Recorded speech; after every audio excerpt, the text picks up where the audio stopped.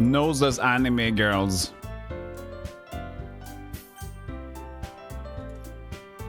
This is so me.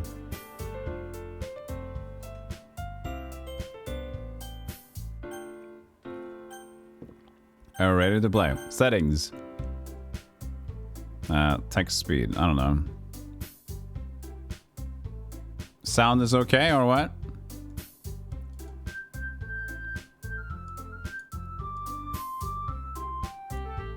Fine. Sounds good. Let's play a new game. Please enter your name. Golem. Hey! I see an annoying girl. What kind of voice should our protagonist have?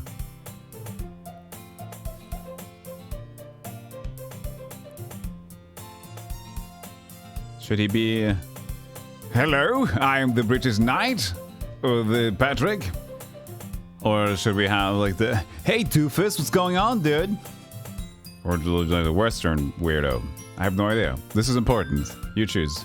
Sandro's voice. I see an annoying girl running to... That takes too long, though. Oh, hi, Mark. We could be a mix of Sandro and the knight. I see an annoying girl running toward me from the distance, waving her arms in the air like she's totally oblivious to any attention she might draw to herself. That girl is Sayori, my neighbor and good friend since we were children. You know, the kind of friend you'd never see yourself making today. But just kind of works out because you've known each other for so long. We used to walk to school together on days like this, but starting around high school she would oversleep more and more frequently. And now we get tired of waiting up. But if she's going to chase me out there like this, I almost feel better off running away.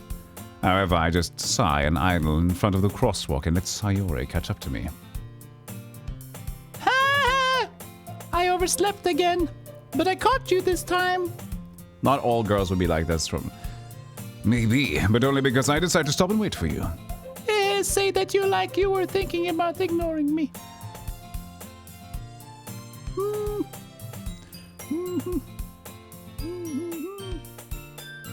Pointing at my fingers. That's mean, Golem. Oh wait, was that the other one? I have to say ooh. If it says so, I will. Hey, Hominic, you came in at the right time. Well, if people stare at you for acting weird, they don't want them to... Ja, det vi et par et eller annet. Det greit. Men du vil ikke vente på meg, da. Jeg tror ikke du ville vært så slem og greier, så ikke mente det. Hva det du... Samme det vel, idiot. Slurker guy? I'm not interested in watching the game? That's fine. Totally fine. See you later, guy. Vi krysser gaten og kommer til skolen. Så vi nærmere, så... det mer spekkelt. Mer studenter, da. By the way, Golem, have you decided on the club to join yet? Maybe I shouldn't have this voice for all. We'll see. A club? I told you already. I'm not interested in joining any clubs. No, I told you, I said. Water posture.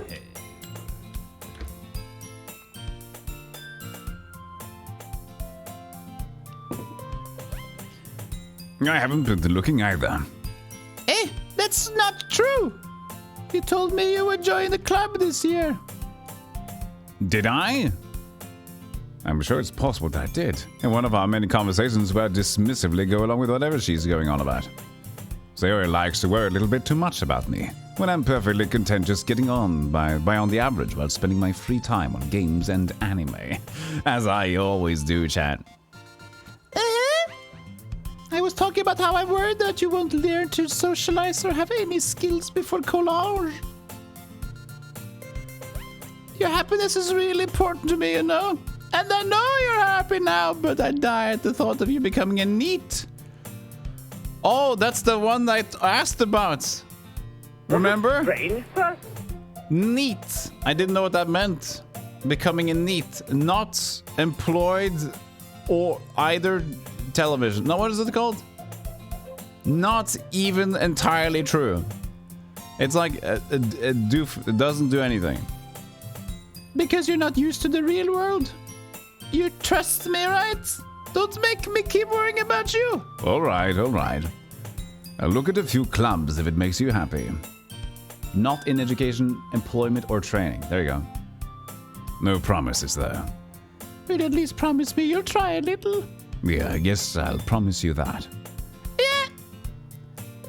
Why do I let myself get lectured by such a carefree girl? More than that, I'm surprised I even let myself relent to her. I guess seeing her worry so much about me makes me want to ease her mind at least a little bit, even if she does exaggerate everything inside of her head. The school day is as ordinary as ever. It's over before I know it. After I pack up my things, I stare blankly at the wall, looking for an ounce of motivation. Clubs. Sayori wants me to check out some clubs. I guess I have no choice but to start with an anime club. Hello! Sayori? Sayori must have come into the classroom while I was spacing out. I look around and realize that I'm the only one left in the classroom.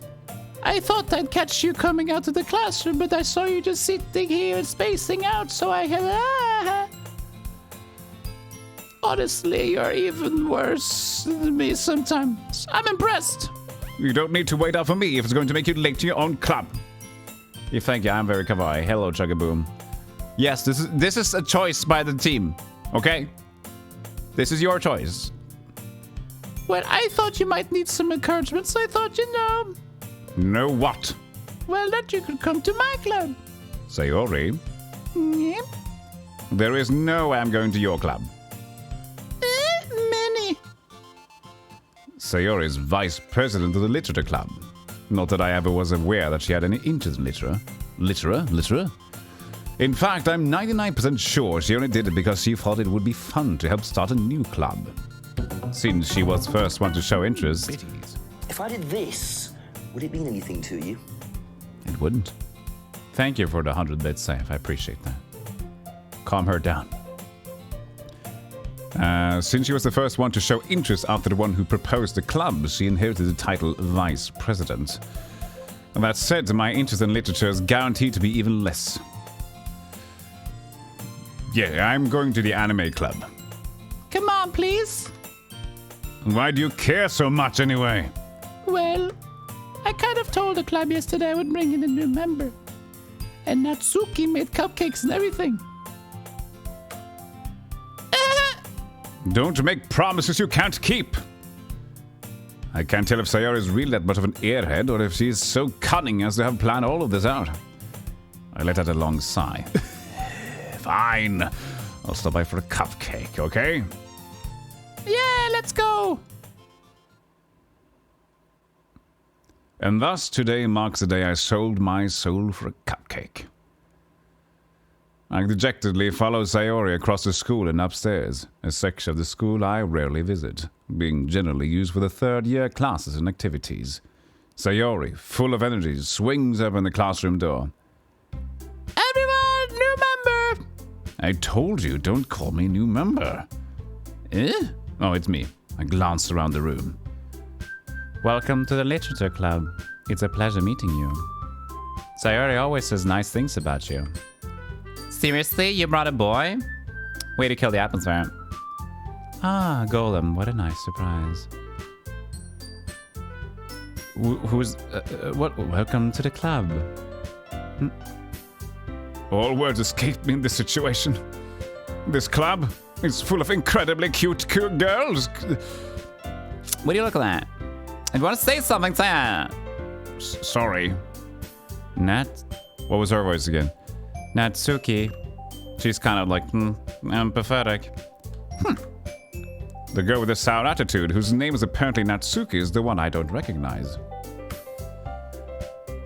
Her small figure makes me think she's probably a first year. She's also the one who made the cupcakes, according to Sayori. You can just ignore her when she gets moody. Sayori says that quietly into my ear, then turns back toward the other girls. Anyway, this is Natsuki, full of energy. And this is Yuri, the smartest bean in the boys' club. Don't say things like that. Yuri, who appears comparably more mature and timid, seems to have a hard time keeping up with people like Sayori and Natsuki. What the hell are you watching? Welcome in. Well, it's nice to meet both of you. And it sounds like you already know Monika now, right? That's right. It's great to see you again, Golem. Monica smiles sweetly while her bum sticks out the other end. We do know each other. Well, we rarely talked, but we were in the same class last year. Monica was probably the most popular girl in class. Smart, beautiful, athletic. Basically completely out of my league. So having her smile at me so genuinely feels a little nice. You too, Monica. Come sit down, Gola. We made ready for you at the table. You sit next to me or Monica. I'll get the cupcakes. Hey, I made them. I'll get them. Sorry, I get a little excited. Then how about I make some tea as well? The girls have a few desks around to form a table. As Sayori mentioned, it's... Thank you! The coffee smells great. I grind my own beans. After all his voice acting. Thank you. That TTS from coffee is now added, and it started way too early. Thank you for the 15 coffee books, Prince Cold. Very kind of you. Thank you so much. After all his voice acting, I need the coffee though, yeah. The reason you're seeing this game right now is because we're doing September, Silly September, where the chat has decided to vote for this game to be played. This is your problem. And if you say, I'm not part of that, if you're in the community, it's a democracy, you're still part of the public.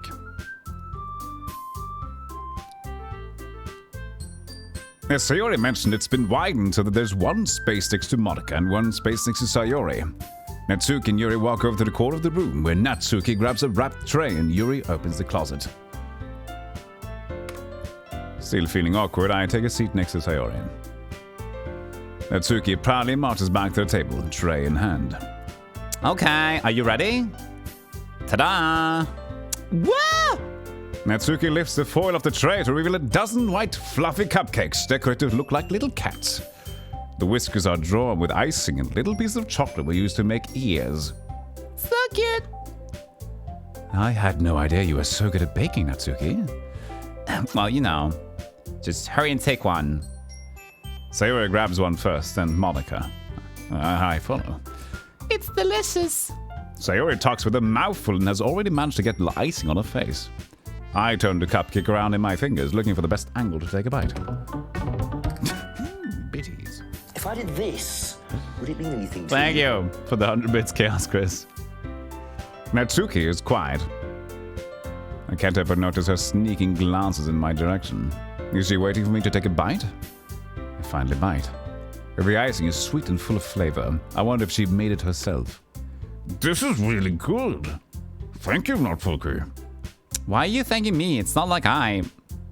Haven't I heard this conversation before? Made him for you or anything? I thought you technically did. Sayori said... Well, maybe. But not for you ass face. Oh, all right. I give up on Natsuki's weird logic and dismiss the conversation. Yuri returns to the table carrying a tea set. She carefully places a teacup in front of each of us before setting down a teapot next to the cupcake tray. You keep a whole tea set in this classroom. Don't worry, the teachers gave us permission. After all, doesn't a hot cup of tea help you enjoy a good book? Yeah, I guess. Don't let yourself get intimidated. Yuri is just trying to impress you. That's not... Insulted, Yuri looks away. I meant that, you know... I believe you. Well, tea and reading might not be a pastime for me, but I at least enjoy tea. I'm glad. Yuri faintly smiles to herself in relief. Even your cats wear a recall. Monica raises an eyebrow, then smiles at me. So, what made you consider the literature club? I was afraid of this question. Something tells me I shouldn't tell Monica that I was practically dragged here by Sayori. Well, I haven't joined any clubs yet, and Sayori seemed really happy here, so, that's okay. Don't be embarrassed. We'll make sure you feel right at home, okay? As president of the Literature Club, it's my duty to make the club fun and exciting for everyone. Monica, I'm surprised. How come you decided to start your own club? You could probably be a board member for any of the major clubs. Weren't you leader of the debate club last year? My butt was, yes. Well, you know. To be honest, I can't stand all the politics around the major clubs. It feels like nothing but arguing about the budget and publicity and how to prepare for events.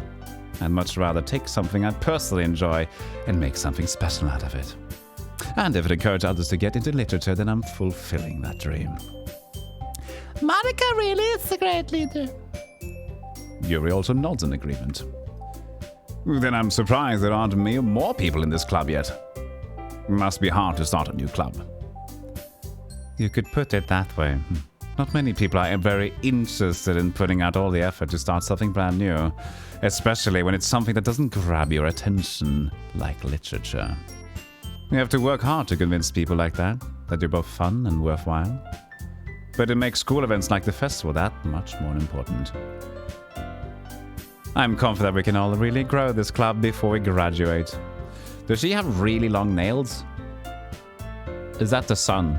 That's weird. Look at her. What is she a wolf? What happened there? That looks kind of weird. Right, everyone? Yeah, the sun, but look, that looks weird. Because it's not shining so much here on the shirt. Yeah. We'll do our best. You know it. You know it. There it is. Everyone enthusiastically agrees. Such different girls, all interested in the same gold. Monica must have worked really hard just to find these three. Maybe that's why they were all so delighted by the idea of a new member joining. Though I still don't really know if I can keep up with their level of enthusiasm about literature. So, Golem, what kind of things do you like to read?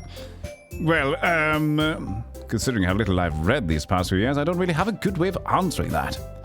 Manga. I mutter quietly to myself, half joking. Natsuki's head suddenly perks up. Looks like she wants to say something, but she keeps quiet. Not much of a reader, I guess. Well, that can change. What am I saying? I spoke without thinking after seeing Yuri's sad smile. Anyway, what about you, Yuri? Well, let's see. Yuri traces the rim of her teacup with a finger. Fast. Vigorously fast. She traces and she traces. She traces, eventually erases the whole teacup. And she bumps into the dead pool. No, it's fine. My favorites are usually novels that build deep and complex fantasy worlds. The love of creativity and craftsmanship behind them is amazing to me. And telling a good story in such a foreign world is equally impressive. Let's have her be like that. Okay, now I found her voice. Yuri goes on, clearly passionate about her reading. She seemed so reserved and timid since the moment I walked in, but it's obvious by the way her eyes light up that she finds her comfort in the world of books, not people. In books, not people. But you know, I like a lot of things. Stories without deep psychological elements usually immerse me as well. I don't have her voice yet. I don't know what she fits. Isn't it amazing how a writer can so deliberately take advantage of your own lack of imagination to completely throw you for a loop?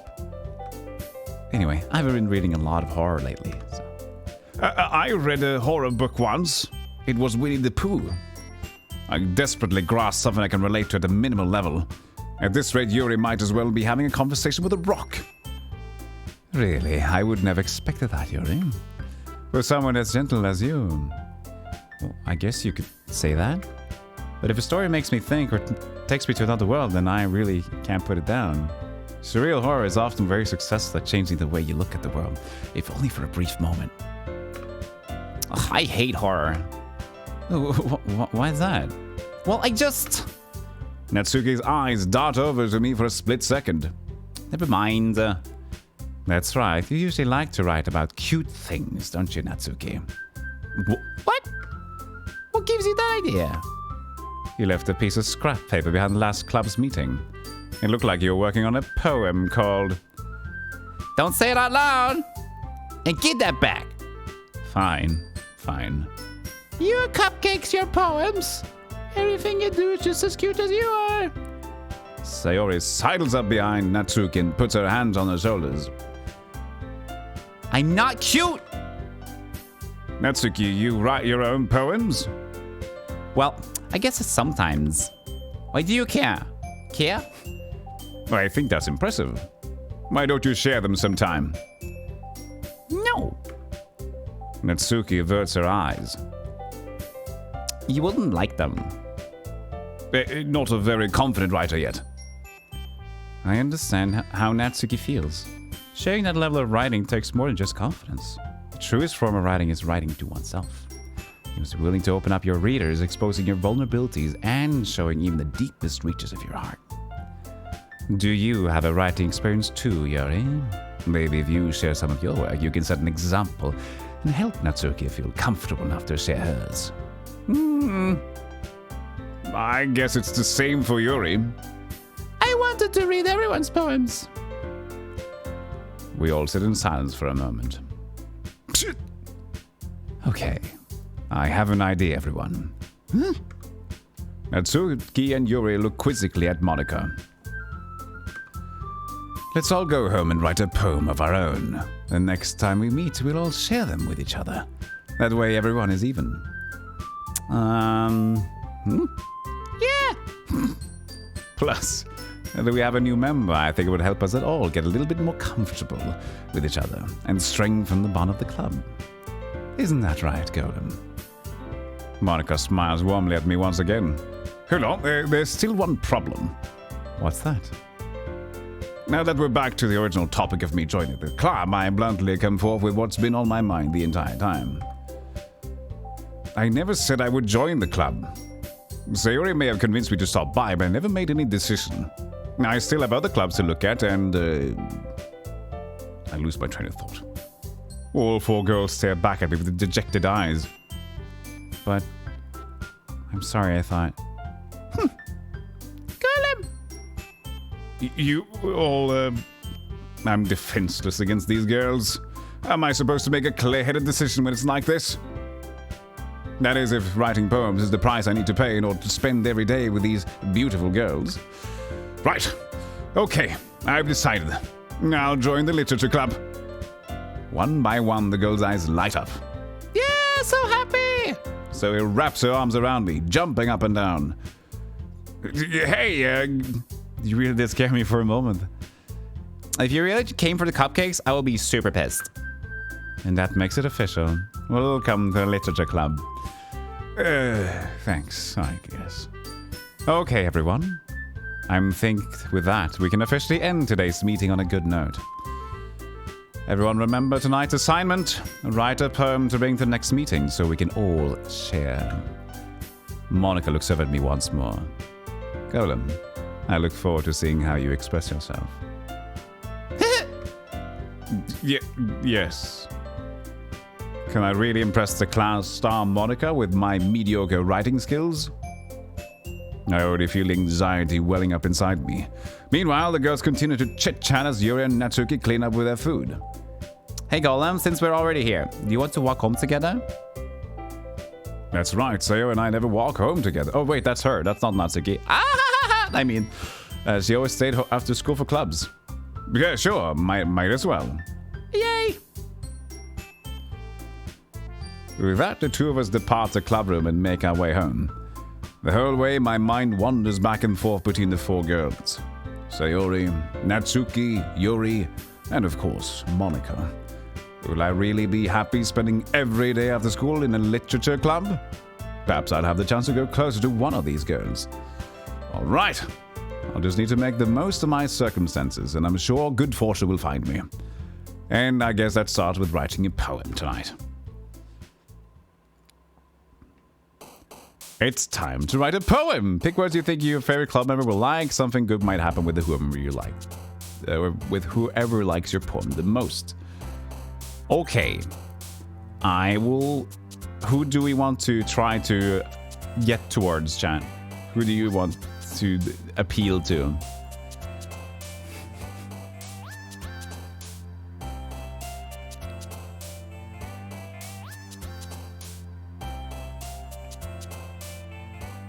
Purple hair. Pink hair. Voting. I'll just do it by popular choice, so we'll keep the game going. Popular in chat.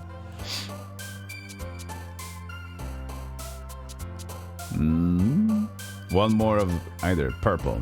There you go. She's deep. Unrequited. Existence. Unrestrained. Analysis. Crimson. Philosophy. Headphones. Whoops. Intellectual. Frightening. Afterimage. The imaginative fester. Depression. Oops, that's her. That's sad. Oops. Landscape. Horror. Ambient. Nightgown. Whoops. Anxiety. Secretive. Tragedy. Oh no. What's that supposed to mean? Why is Sayori responding to depression and tragedy? Disoriented. Hey, Morin. Hello again, Golem. Glad to see you didn't run away on us. Don't worry. This might be a little strange for me, but at least kept my word. Well, I'm back at the Literature Club. I was the last to come in, so everyone else is already hanging out. Thanks for helping keeping your promise, Golem. I hope this isn't too overwhelming of a commitment for you. Making you dive headfirst into literature when you're not accustomed to it. Oh, come on. Like he deserves any slack. Sayori told me you didn't even want to join any clubs this year. And last year, too. I don't know if you're planning to just come here and hang out or what, but if you don't take us seriously, then you won't see the end of it. Natsuki, you certainly have a big mouth for someone who keeps her manga collection in the club room. Natsuki finds herself stuck between saying Monica and manga. Manga is literature! Swiftly defeated, Natsuki plops back into her seat. Don't worry, guys. Golem always gives it his best as long as he's having fun. He helps me with busy work without me even asking. Like cooking, cleaning, and stuff. How dependable. Sayori, that's because your room is so messy, I hate it. You almost set your house on fire once. You two really are good friends, aren't you? I might be a little jealous. How come you and Golem can become good friends too? Sayori? As usual, Sayori seems oblivious to the weird situations you just put me into. Oh! Yuri even brought you something today, you know? Wait, Sayori? Me? Not really. Don't be shy! It's really nothing. What is it? Never mind. Sorry, made it sound like a big deal when it's really not. What do I do? I'm sorry, Yuri. I wasn't thinking. I guess that's up to me to rescue the situation. Hey, don't worry about it. First of all, I wasn't expecting anything in the first place. So any nice gesture from you is a pleasant surprise. It'll make me happy no matter what. Is that so? Yeah, I won't make it a big deal if you don't want it to be. All right? Well, here. Yuri reaches into her bag and pulls out a book. I didn't want you to feel left out, so I picked out a book that I thought you might enjoy. It's a short read, so I should keep your attention, even if I pressed the wrong button. Oh, if you don't usually read. And we could, discuss it if you want. This is... How is this girl accidentally being so cute? So kawaii? So, what else did you say? Woo-like. She even picked out a book she thinks I like, despite me not reading much. Yuri, thank you. I'll definitely read this. I enthusiastically take the book. Phew. Well, you can read it at your own pace. I look forward to hearing what you think.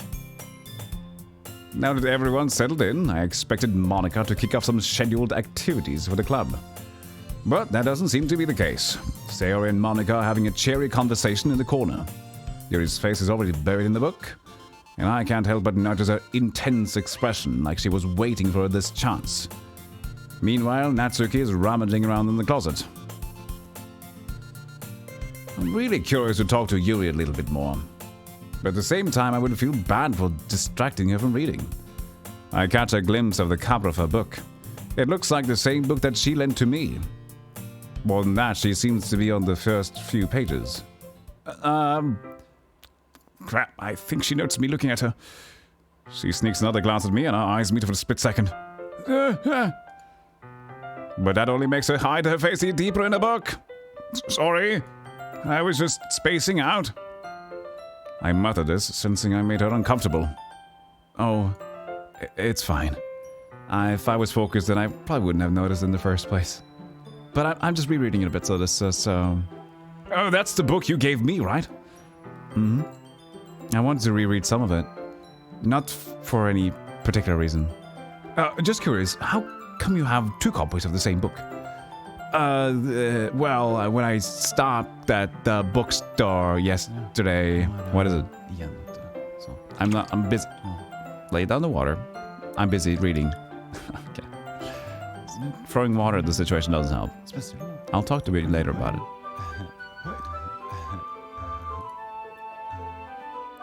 That's not what I meant. I mean, I just happened to buy two of them. I see. There's something fairly obvious here that Yuri isn't telling me, but I decided to let it go.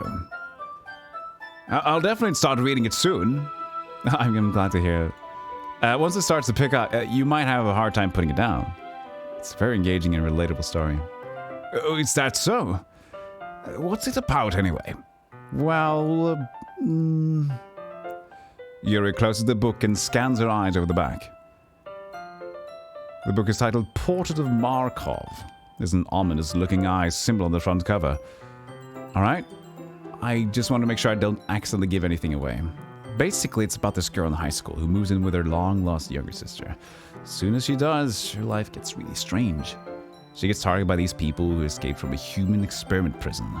And while her life is in danger, she needs to be desperately choose who to trust. No matter what she does, she ends up destroying most of her relationships and her life starts to fall apart. Oh, it's kind of dark, isn't it? Yuri made it sound like it was going to be a nice story, so the dark turn came from nowhere. Yuri gently giggles all of a sudden. You're not a fan of that sort of thing, huh, Golem? No, it's not that. I mean, I can definitely enjoy these kinds of stories, so don't worry. Well, I hope so. Yeah, I totally forgot that Yuri's into those things. She's so shy and reclusive on the outside, but her mind seems to be completely different.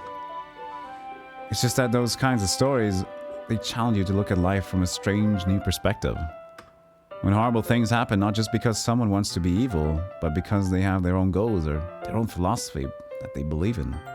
And suddenly, when you thought you related to the protagonist, turned out to be the naive one for letting their one-sided morals interfere with the villain's plans. Oh, I'm rambling. Aren't I? Not again. I'm sorry. Hey, don't apologize. I haven't lost interest or anything.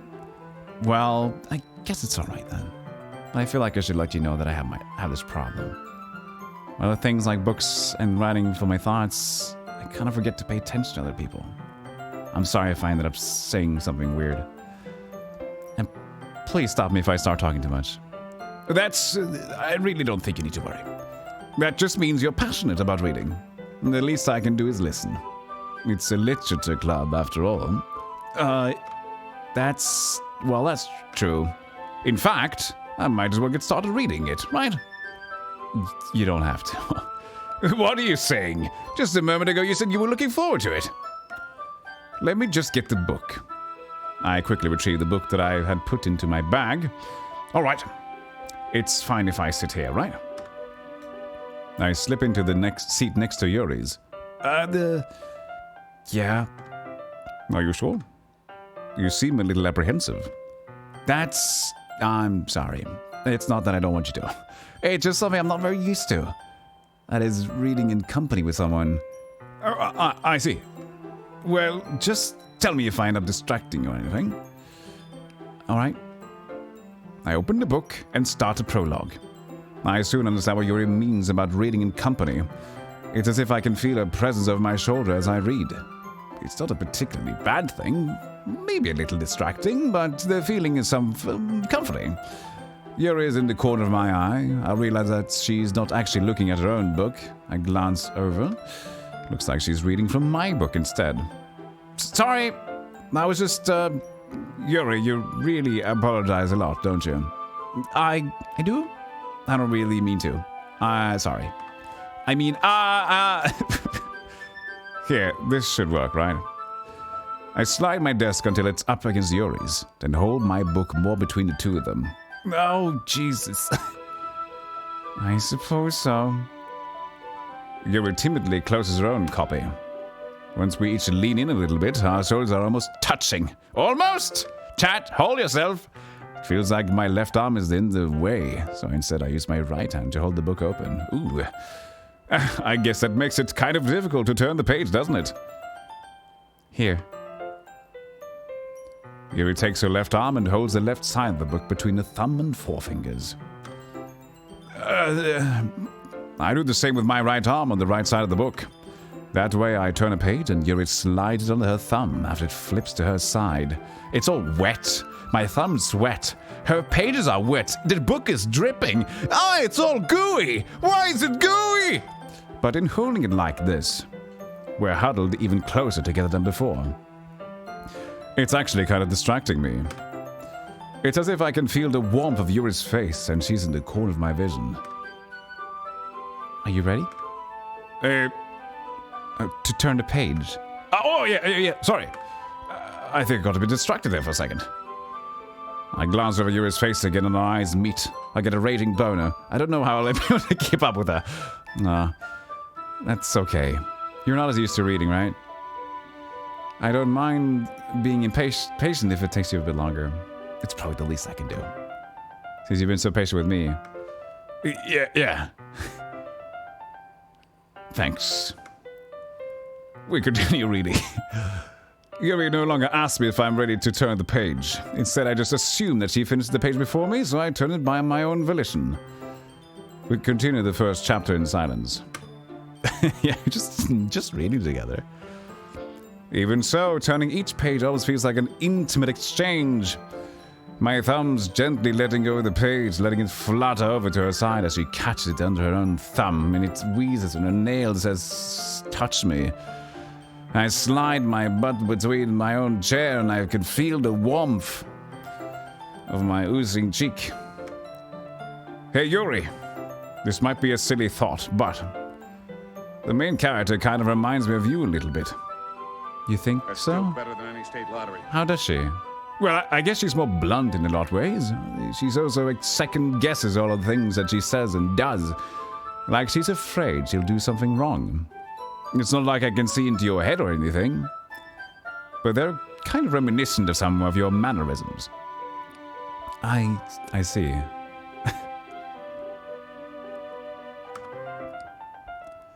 Yuri remains silent for a moment.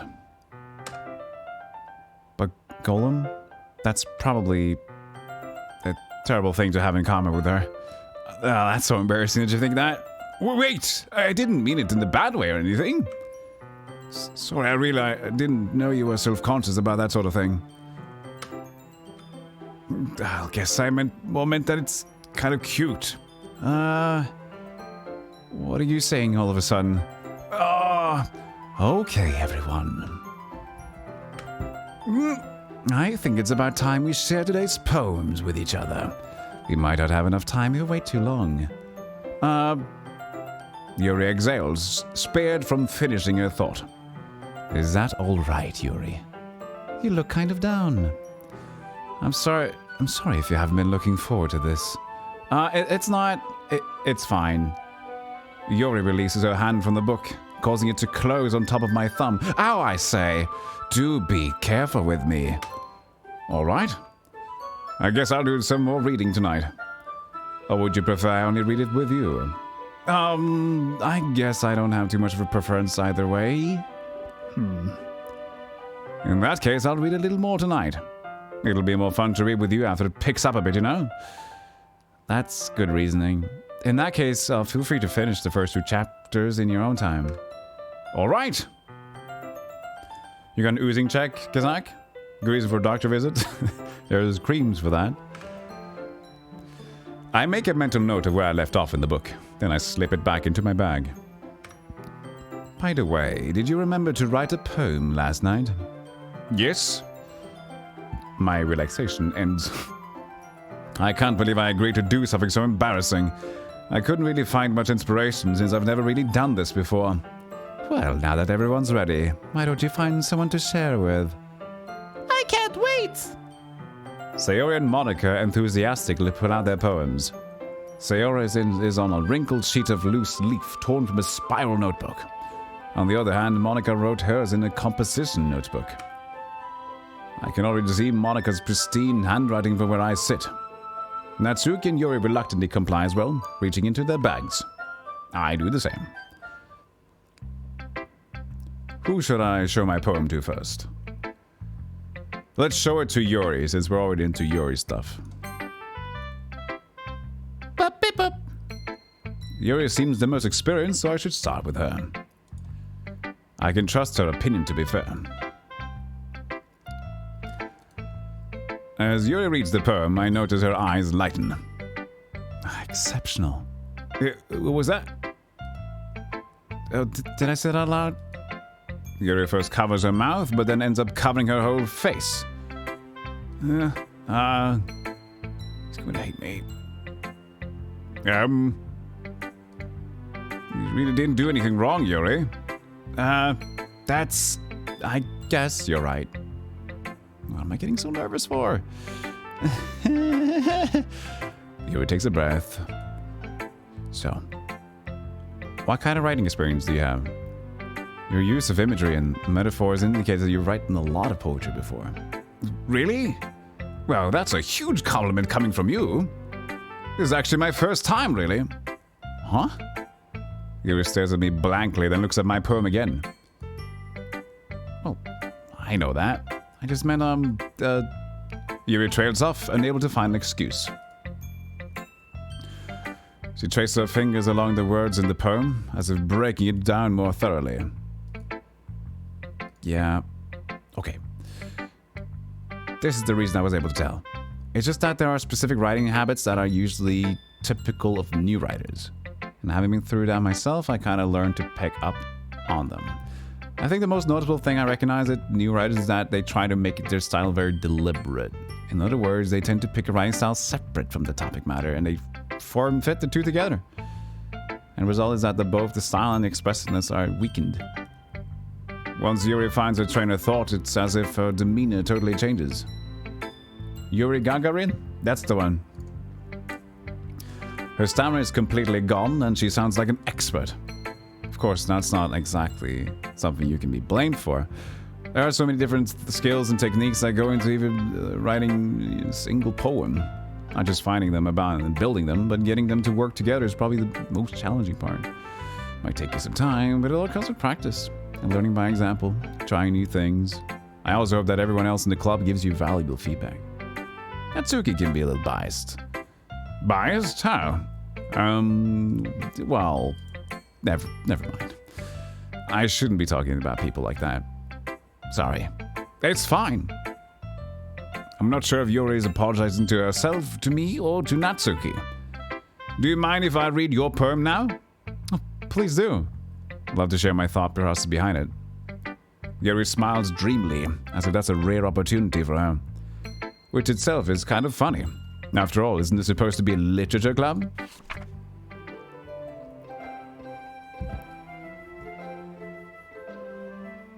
The tendrils of my hair illuminate beneath the amber glow. Bathing. It must be this one. The last remaining street light to have withstood the test of time. The last yet to be replaced by the sickening blue-green hue of the future. I bathe. Calm breathing. As of the present, but living in the past. The light flickers. I flicker back.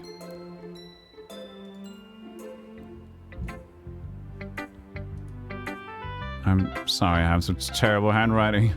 What? I wasn't thinking that at all. It took you a long time to read it. Well, I just don't read scripts very often. I actually think your handwriting is pretty. That's a relief. Also, I like the poem. Even though it's short, it was really descriptive. It wasn't too short. I usually write longer poems. Not at all. I'm really glad you like it. I'll be honest, since it's our first time sharing, I want to write something a little more mild. Something easy to digest, I suppose. Are you into ghost theory? Boo! Spooky! Did you get it? Are you into me now? Actually, this story isn't about a ghost at all, Golem. Really? I must have totally missed the point. Well, I suppose you did only glance over it after all. Remember that poets often express their own thoughts, feelings, and experiences in their work. They usually do more than tell a simple story or paint a picture. In this case, perhaps the subject of the poem is only being symbolically compared to a ghost. Lingering in her last remaining place of comfort, unable to let go of the past. And soon to be left with nothing.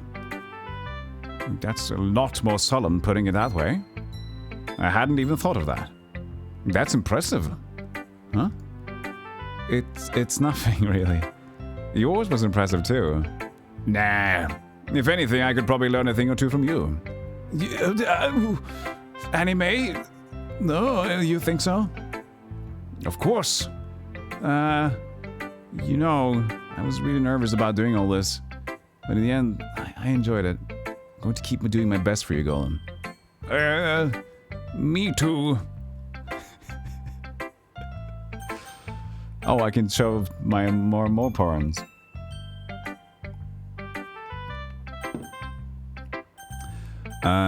Chat. We need to change the pace. Sayori Natsuki. Sayori. This is a good poem, Golem. Are you sure it's your first time? Well, of course. It's not that good. Am I the kind of guy who would be writing poems in his spare time? I guess you're right. But that's why it impressed me. But to be honest, I was afraid that you wouldn't do it, seriously. Or that you wouldn't write at all. I'm really happy that you just wrote one. It just reminds me of how you're really a part of the club now. Not to mention the fact that I'm standing in front of you in the club room. Well, of course. I'm not really into it yet, but that doesn't mean I'll break my promise. See? It's like I said before, Golem. Deep down, you're not selfish at all.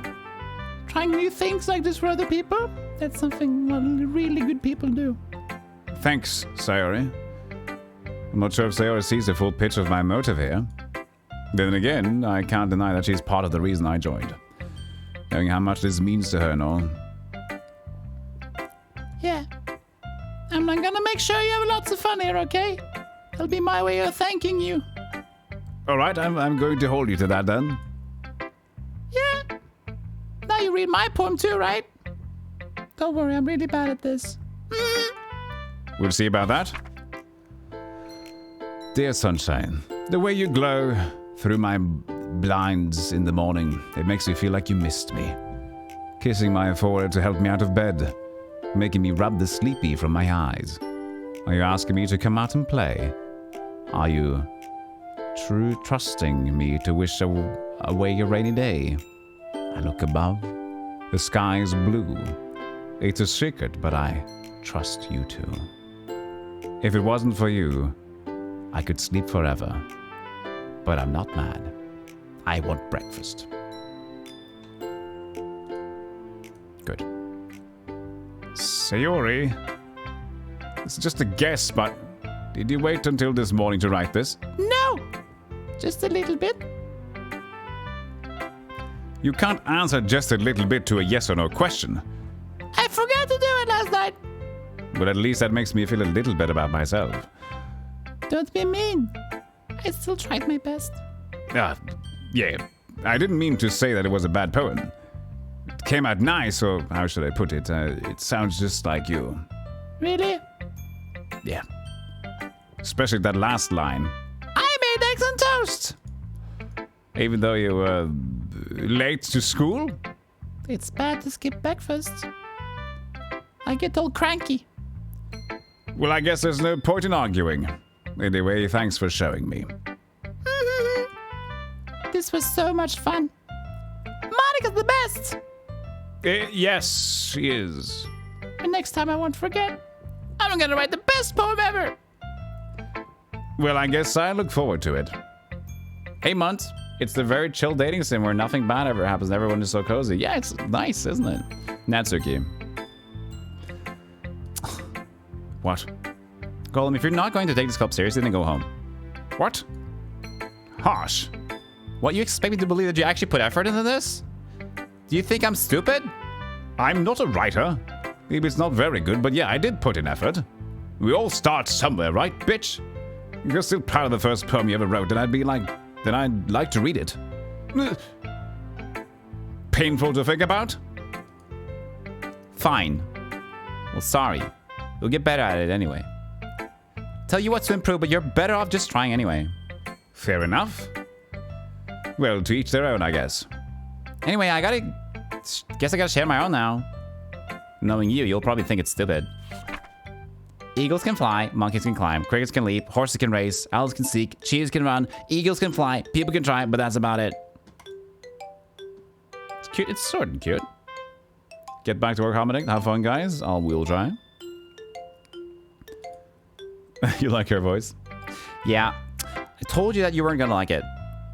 I like it. What? Just be honest. I am. Why are you so convinced that I wouldn't like it?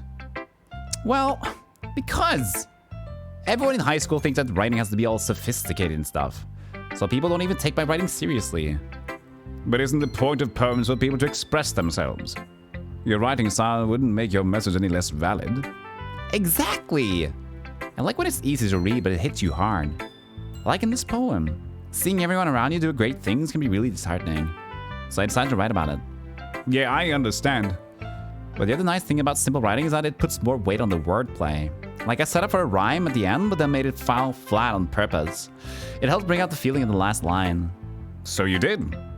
I guess more went into that than I realized. That's what it meant to be a pro. I'm glad you learned something. Didn't expect that from the youngest one here, did you? Yeah, well, guess not. I decided to humor her with the last comment. I don't really care how old everyone is, but if Natsuki's feeling proud, then I won't take that away from her. Who should I throw away my poem to next? Well, it's not really a choice, is it? Hi, Golem. Having a good time so far? Yes. Good, glad to hear it. By the way, since you're new and everything, if you ever have any suggestions for the club, like new activities or things we can do better, I'm always listening. Don't be afraid to bring things up, okay? Alright, I'll keep that in mind. Of course, I'll be afraid to bring things up. I'm much better for just going with the flow until I'm more settled in. Anyway, want to share your poem with me? It's kind of embarrassing, but I guess I have to. But... Don't worry, Golem. We're all a little embarrassed today, you know? But that sort of barrier that we'll all learn to get past soon. That's true. I hand Monica my poem. Great job, Golem. I was going ooh in my head while reading it. It's really metaphorical. I'm not sure why, but I didn't expect you to go so far to something so deep. I guess I underestimated you. Mr. Bond, it's easiest for me to keep everyone's expectations low. That way I'd always count when I put in some effort. That's not very fair. Well, I guess it worked anyway. You know that Yuri likes this kind of writing, right? The writing that's full of imagery and symbolism. And like Sayori, who likes using simple and direct words to describe happiness and sadness, Yuri likes it when readers are left to derive their own meaning out of it. It's very challenging to write like that effectively. Both allowing people to get something out of it just by feel, or letting them deeply analyze all of the nuances. It could take years of practice, which I'm assuming Yuri has at this point. I never really asked, though. I'm sure I'm nowhere near her level yet. Oh, don't worry so much about that. You do your own thing. Just keep exploring and learn by trying new things. I'm sure I'll end up trying different things a lot. Could take a while before I feel comfortable doing this. That's okay. I'd love to see you try new things. It's the best way to find the kind of style that suits you. Everyone else might be a little bit biased toward their own kinds of styles, but I'll always help you find what suits you the most. So don't force yourself to write the way everyone else wants you to write. It's not like you have to worry about impressing them or anything. Anyway, do you want to read my poem now? Don't worry, I'm not very good. You sound pretty confident for someone who claims to be not very good. Well, that's because I have to sound confident. Doesn't mean I always feel that way, you know. I see. Well, let's read it then. Hole in wall. It couldn't have been me. See, the direction the speckle protrudes. A noisy neighbor, an angry boyfriend. I'll never know. I wasn't home. I peer inside for a clue. No, I can't see. I reel, blind like a film left out in the sun. But it's too late. My retinas, already scorched with a permanent copy of the meaningless image. It's just a little hole. It wasn't too bright. It was too deep. Stretching forever into everything. A hole of infinite choices. I realize now that I wasn't looking in. I was looking out. And he, on the other side, was looking in.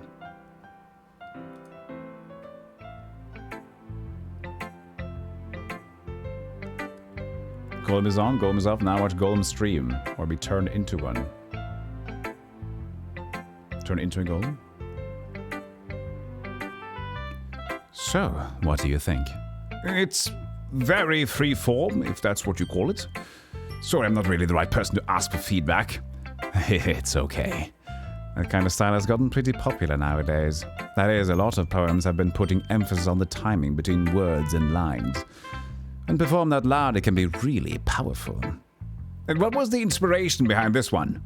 Well, I'm not sure if I know how to put it. I guess you could say that I had some kind of epiphany recently. It's been influencing my poems a bit. An epiphany? Yes, something like that.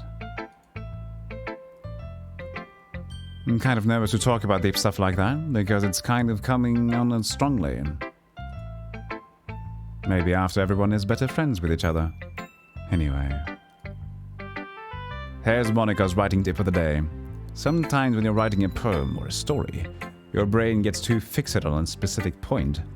If you try so hard to make it perfect, you will never make any progress. Just force yourself to get something down on the paper and tidy it up later. Another way to think about it is this. If you keep your pen in the same spot for too long, you'll get water postured and a bit more dark. Just get a big dark puddle of ink.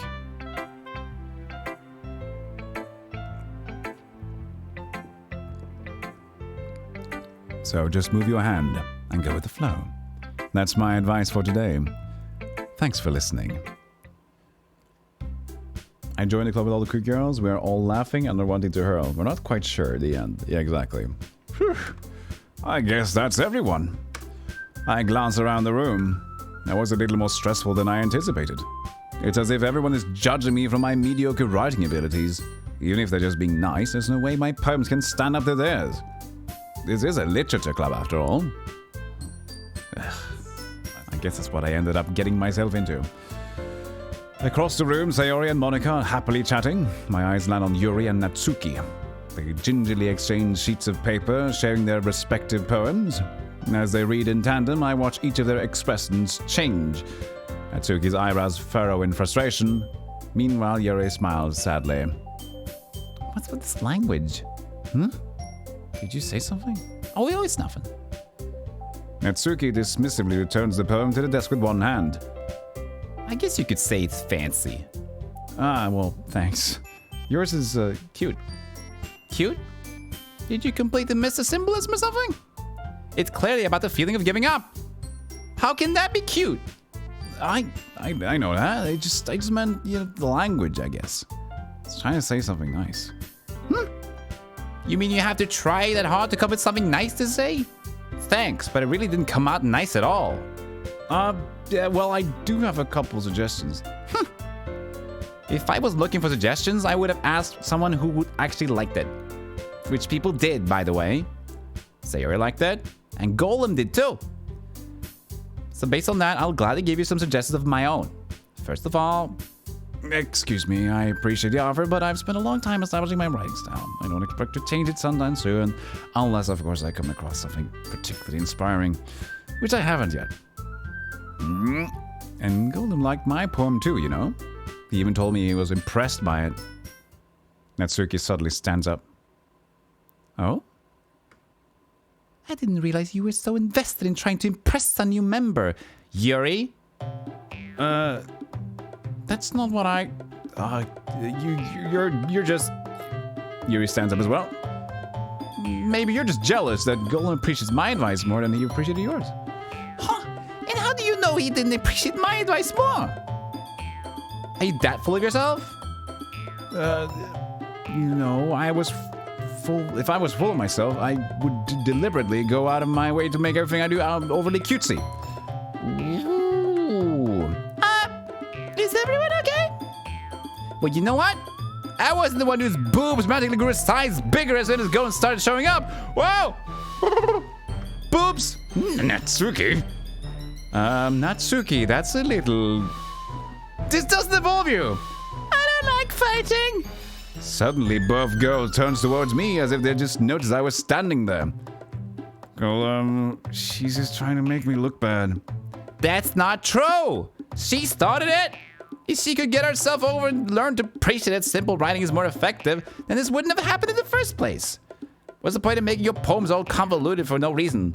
The meaning should jump out of the reader, not force them to have to figure it out. Help me explain that to her, Golem. Wait, there's a reason we have so many deep and expressive words in our language. It's the only way to convey complex feelings and meaning them most effectively. Avoiding them is not only unnecessary limiting yourself, it's also a waste. You understand that, right, Golem? Well? How did I get right into this in the first place? It's not like I know anything about writing. But whomever I agree with, they'll probably think more highly of me. So, of course, that's going to be... Chat, help.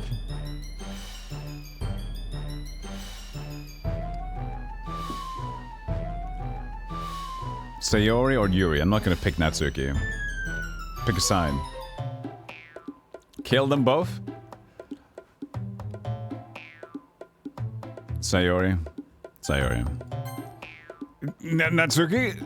Natsuki glares at me, dry up any words I had in my mouth. So instead I turn to Yuri. Yuri? But Yuri's expression is so defensive that I can't bring myself to say anything to her. Sayori! Huh? Yeah, everyone's fighting is making Sayori uncomfortable. How can the two of you keep fighting when you know you're making your friend feel like this? Golem. Well, that's her problem. This isn't about her. I agree. It's unfair for the others to interject their own feelings into our conflict. Yeah, unless Sayori wants to tell Yuri what a stuck-up jerk she's being. She would never. It's your immaturity that's made her upset in the first place. Excuse me? Are you listening to yourself? This is exactly why nobody likes... Stop! Natsuki, Yuri, you guys are my friends. I just want everyone to get along and be happy. My friends are wonderful people, and I love them because of their differences. Natsuki's poems, they're amazing because they give you so many feelings with just a few words. And Yuri's poems are amazing because they paint beautiful pictures in your head. Everyone's so talented. So why are we fighting? Because... Well... Also, Natsuki's cute and there's nothing wrong with that. And Yuri's boobs are the same as they always were. Big and beautiful.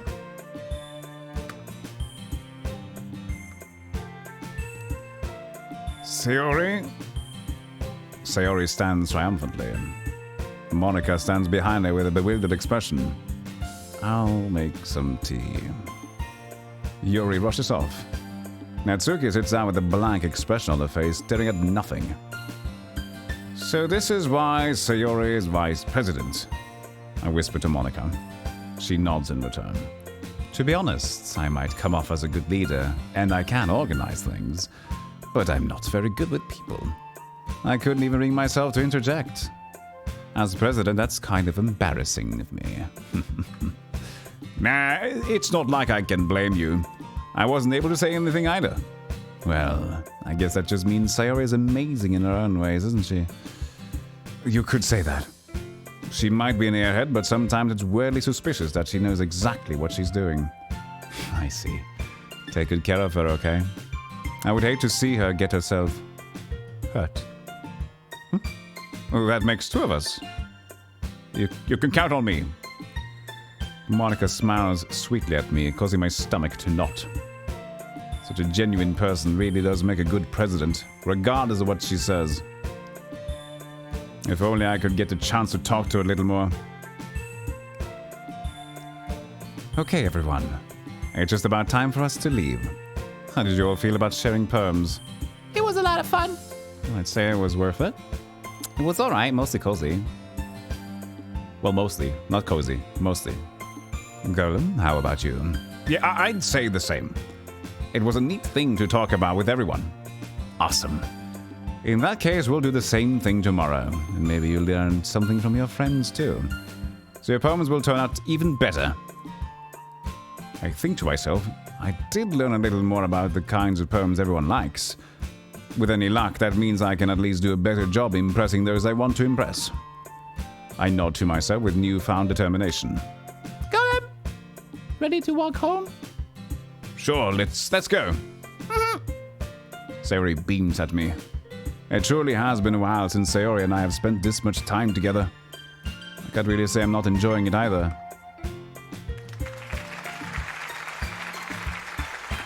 Sayori, about what happened earlier.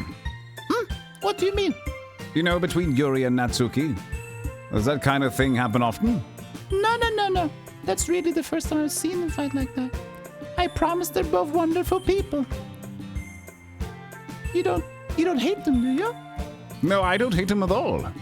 I just wanted your opinion, that's all. I can see why they'd make good friends with you.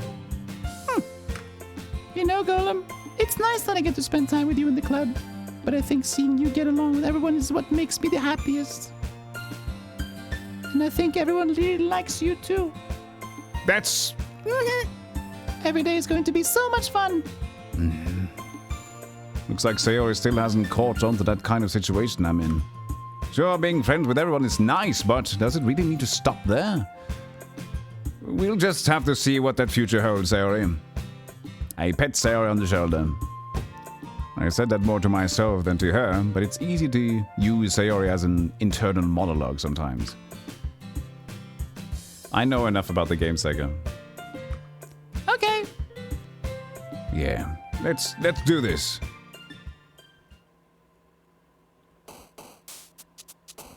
Scoop, scoop, bap, the boom, bam.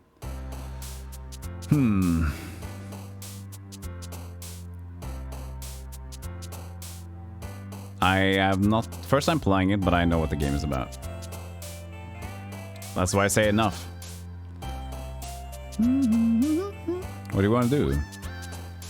Pick something random. Let's see who we end up with. Or wait, no? We got Yuri earlier. That's pretty nice. I don't know. Random? Let's just do the first one. I don't want to pick sides anymore. All the weird words. Another day passes and it's time for the club meeting already. I've gotten a little more comfortable here over the past couple of days. Entering the club room, the usual scene greets me. Hi, Golem. Yo, Sayori, I guess I'm cool now. Looks like you're in a good mood today. I'm just still not used to you being in the club, that's all. I see. That's a pretty simple thing to get you in a good mood. But things. Oh. Are we still good? Chat? No? We good? No? Cam frozen. We good. Okay. Computer had a little bit of a bop.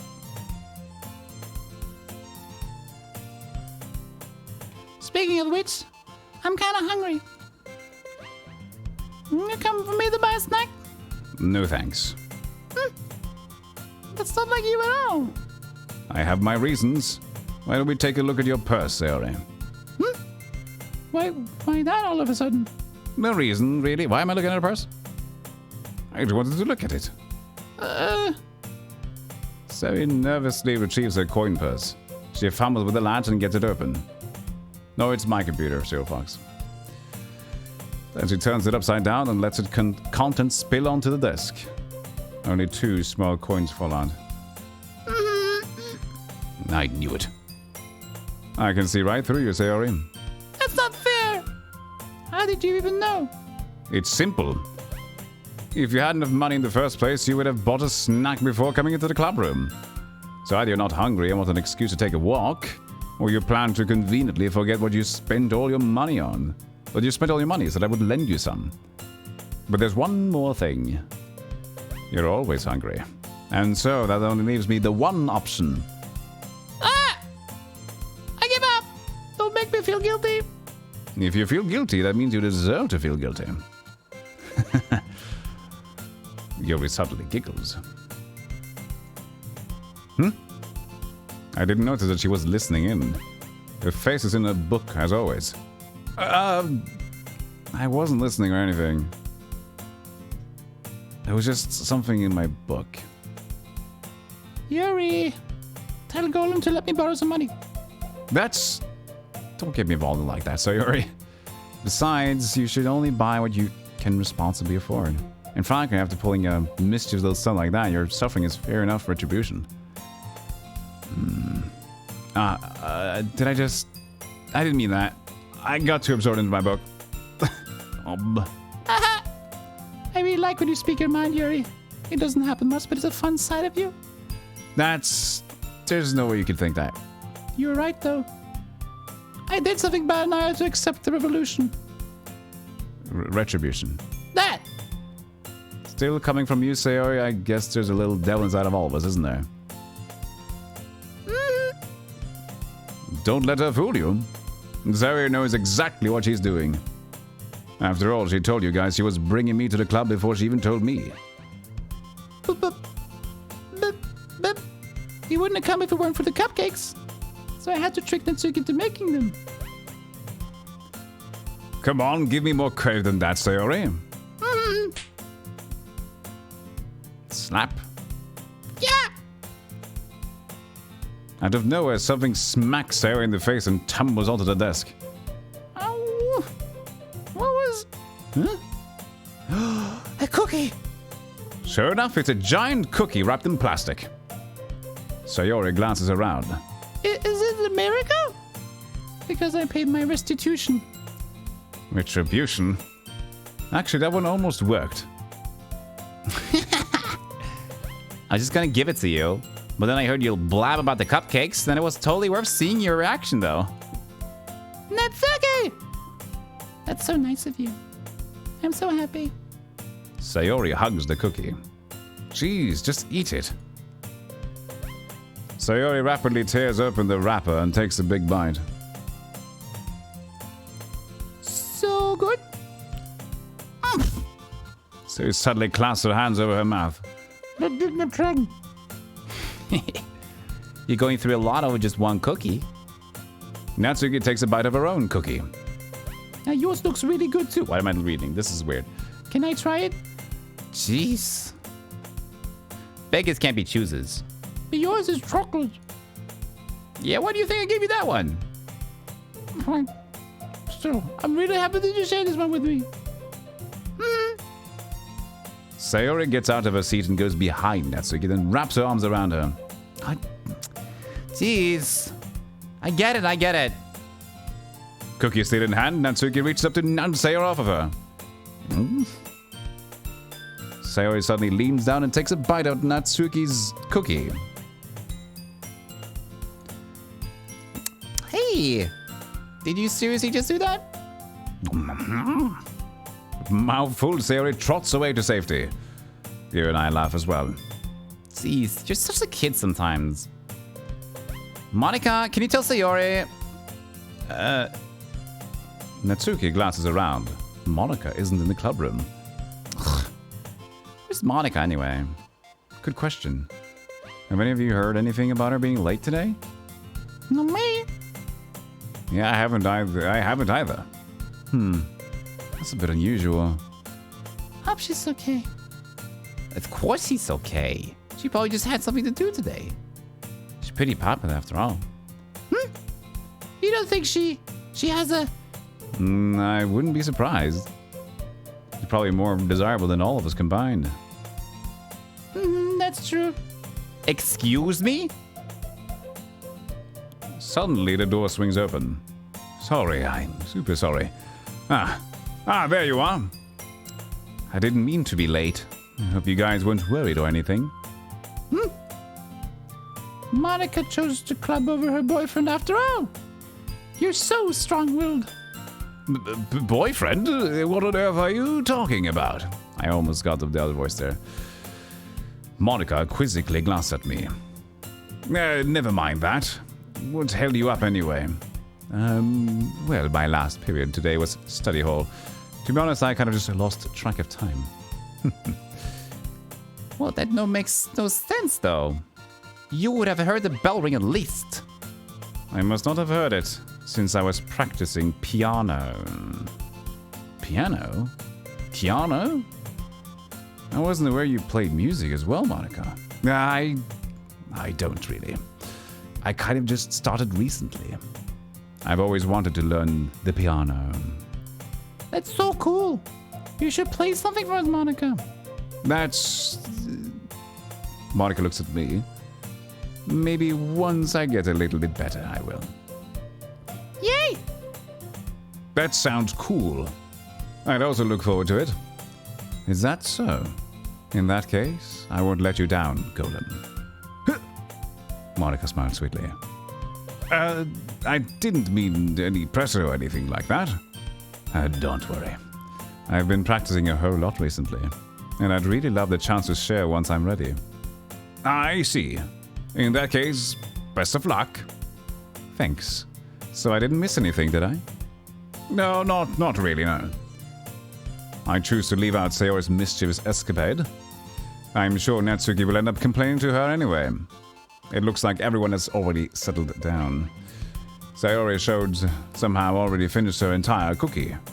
Yori's back to a book, and Natsuki disappeared into the closet. Man, looks like no one wants to be bothered today. I slumped down into the nearest desk. Am I supposed to occupy myself with something literature-related by myself like this? I guess I could always read some of the book Yuri gave me. But I'm feeling a little too tired to read. I could probably fall asleep right now. Close my eyes and I'm listening in on Sayori's conversation with Monica. You're probably going to seem really lame compared to all the other clubs, though. I'm good. Hello, how are you doing, Naruto? Well, we can't give up. The festival is our chance to show everyone what literature is all about. The problem is that the idea of literature club sounds too dense and intellectual. But it's not like that at all. Like that at all, you know. We just need a way of showing that to everyone. Something that speaks to their creative minds. That doesn't solve the problem, though. What do you mean? Even if it comes up with the most fun thing ever, nobody will ever come in the first place if it's a literature event. So it's more important to figure out how to get people to show up in the first place, you know? And after they come, we can then do the thing to speak to their creative minds. What's this? Sarah's taking this really seriously. It's rare to hear her deliberating like this. That's a good point. In that case, do you think food will do the trick? What kind? Well, I guess we could. Cupcakes! Good thinking. Natsuki would love to do that. You're right. Natsuki makes the best cupcakes. That works out perfectly. That wasn't why you suggested it? Cupcakes speak to my creative tummy. Cupcakes it is, then. I'm hungry. Anyway, we still need to work out the details of the event itself. I find myself smiling.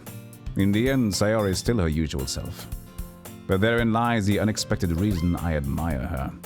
Unlike me, who has trouble finding any motivation at all, Sayori can put her mind to things and make them to come to life. I suppose that's why I end up letting her get on my case about things. I can't help but wonder why it would be like to see the... Good morning, howdy. We are having a 25% off last week of September for gift subbing. So enjoy your shopping and have a good day.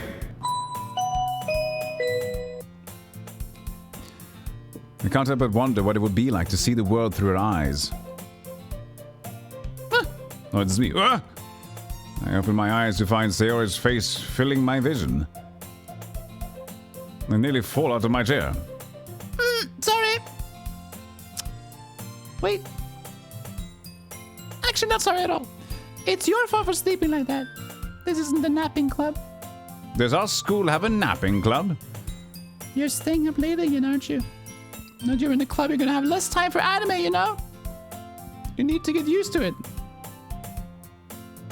I didn't think I'm going to play this myself, Ryongin Tinky. Ryongin Toki? The chat chose it. Go to lurk, Yoshi. Q games, yeah, Q games. Q games. You still need to get used to it. Don't say that so loud.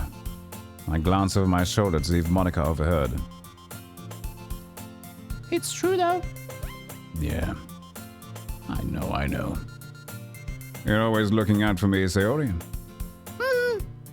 It's what I do best. That's a problem. What about you? You look out for me better than you look out for yourself. You're still oversleeping every day, aren't you? Not every day. That's not very convincing. How many days this past week have you gotten up on time? It's a secret. I knew it. Come on. At least give me the benefit of the doubt. I can't even do that. Look, Sayori, it's written all over you. Sayori glances around at herself. How is it written all over me? You were clearly in a rush this morning. Look, your hair is sticking out all around here. I run my fingertips down the side of Sayori's hair, trying to straighten out. Oh, nice. Man, you really need a brush for this. My hair's just really hard to get right. I won't fall for that. There's more than just your hair. Look, your bow isn't used straight either. And this toothpaste stain in your collar right there. Mr. Sherlock over here, right? Imagine having this guy as a friend. Oh, look at you. You're so unpresentable. Try to wipe off the stain with my fingers. But nobody would ever notice that. Of course they would. Nobody's going to tell you about it because they don't want to embarrass you. Fortunately, I really don't care about that. You meanie. And you don't even keep your blazer buttoned up. Seriously, Sayori. Why do you think you don't have a boyfriend yet? Huh? That's super mean. Sorry, but you'll thank me later. I start to button her blazer from the bottom. Button. Once you see how much better it looks, you'll change your mind. This is my camera angle. This is so funny. What is? Well, I was just thinking how weird it is to have a friend who does these kinds of things. You suck. Don't say that. You'll make me feel weird about it, stupid. It's okay. I'm happy we're like this. Aren't you? I guess. Hey, be careful. The button might come off. Spill my drink. Oh, I spilled. Oh no, I'm not afraid of this. Why is this one so hard to close? I struggle to fully close the button near her chest. Does this thing even fit you properly? Now that I have my coffee, I'm ready to watch Stealthygolem. It did. It did when I bought it. If you ever buttoned it, you would have noticed sooner that it doesn't fit you anymore. What are you smiling about? It means my boobs is bigger. Don't say that out loud. Anyway, you look much better now, so... Why does it feel so strange to see Sayori's blazer buttoned up like that? But it's so stuffy. It's not worth it at all. So he hastily unbuttons her blazer once more. Phew. That's so much better. So he puts her arms out and twirls around. So if I keep it unbuttoned, then I won't get a boyfriend, right? What kind of logic is that? Why are you saying that like it's a good thing? Because if I had a boyfriend, then I wouldn't even let you do things like this. This is a safe game for Twitch, chat. Don't worry. And you take care of me better than anyone else would anyway. 1, 2, That's why I'm keeping it unbuttoned. Stop saying all those embarrassing things. I didn't say anything embarrassing. Jeez. Well, anyway, just focus on trying to wake up a little earlier. Only if you focus on getting to bed earlier. Fine, fine. It's a deal. I guess we really are better taking care of each other. Stop. Chat, focus on the conversation. Yeah, I guess so, huh? So maybe you should come wake me up in the morning. What a rotten way to die. Chat, pay attention. You're doing it again, Sayori. But I was joking that time. Man, it's impossible to tell with you sometimes. Okay, everyone. It's all over, lawbreaker. Monica suddenly calls out. Why don't we share the poems we wrote now? Yay! Golem, can I wait to read yours? I can't wait. Same. How about more beans, Mr. Taggart? Stop I'd it! say you've had enough. I will mute. I'll mute you. You'll lose your privileges. One honk away. What? Stop that. It's silly. Very silly indeed. See you later, Fluffington. I failed to sound enthusiastic, but Sarah still trots away to retrieve a poem. Would you please be quiet? Be quiet. Read it to Sayori.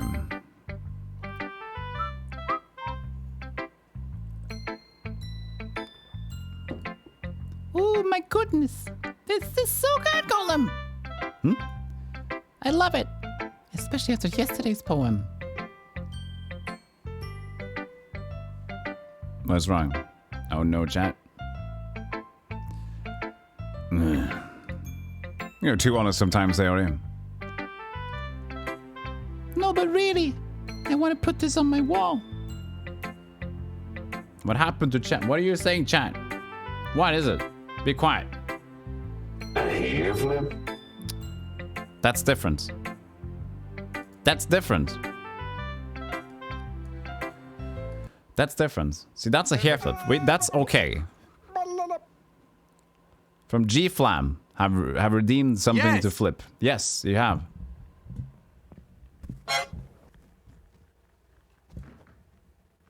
Okay. Here we go. Nice. Quiet, please.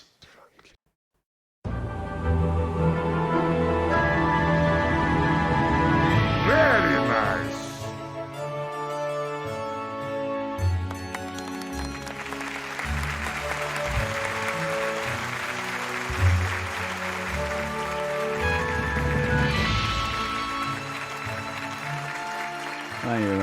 Thank you. Boo, you suck. Well, okay. Then you deserve a break. That hurt my feelings, and I will have a break. But I need to save my voice a bit. Have a short break. 5 minutes. I'll be right back. 3 to 4, 5 minutes. 3 to 4, 5 minutes. Enjoy the clip, so wait. I'll be right back with more Doki Doki Doki Doki Doki Doki Doki Doki Doki Doki Doki.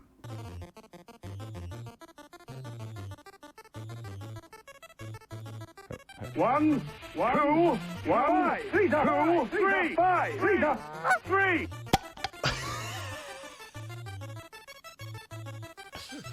Counting is hard. That was a good pop.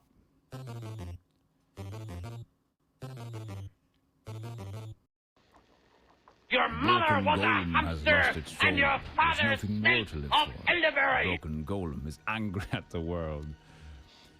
Avoid the broken Golem. For they will do harm.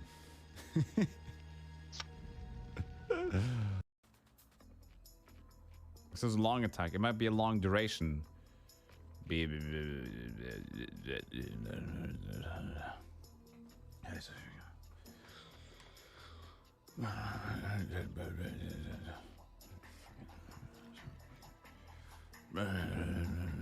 True.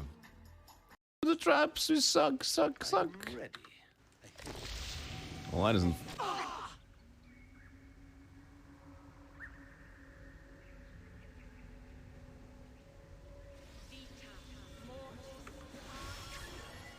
I'm not the only one who saw that, right? A cow. What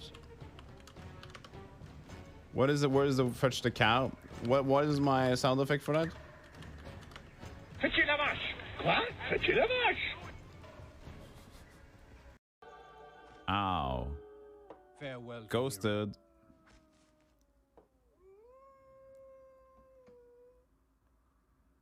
Why is everybody leaving me? I'm scared. I'm crying. Why do we get to see his entire run?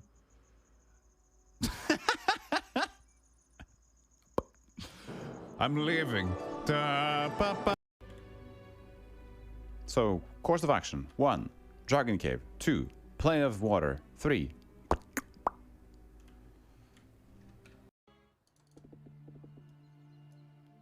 Hehe.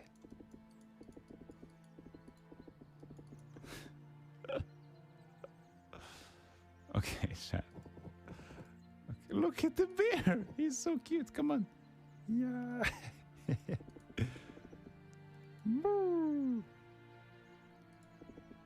Wee. Yeah, you can use my wasted tier 3 slots. Oh, hello, Daedra Man.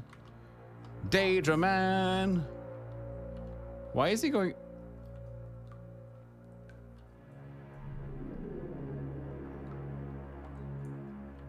You don't ask too many questions in this game. You just accept. Whatever happens, happens. It's just there. It's just gonna be.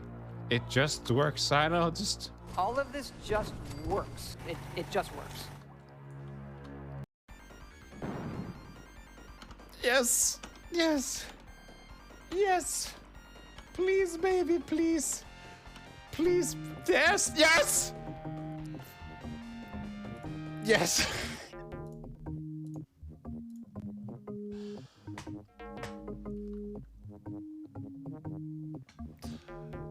Go die! Everybody but Torongo is jealous of Jerry's power. Jerry's reward is being thrown in a dungeon for life! But Jerry escapes with help from his loyal companions.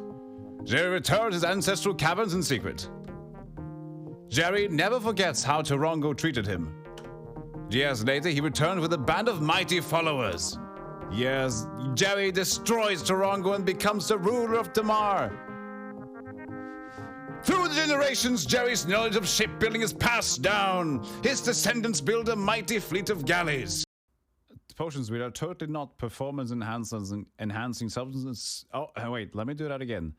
Potions which are totally not performance enhancing substances. There it is. Got it. Nailed it. One of the pet peeves in a lot of video game stuff for media is the weird noises they decide to make.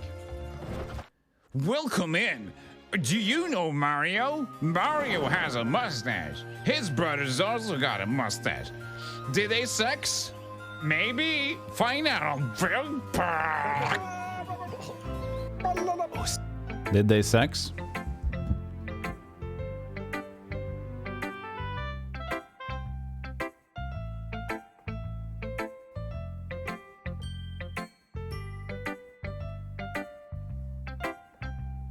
I don't know.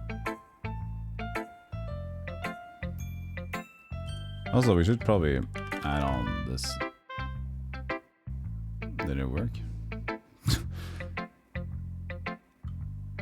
Whatever.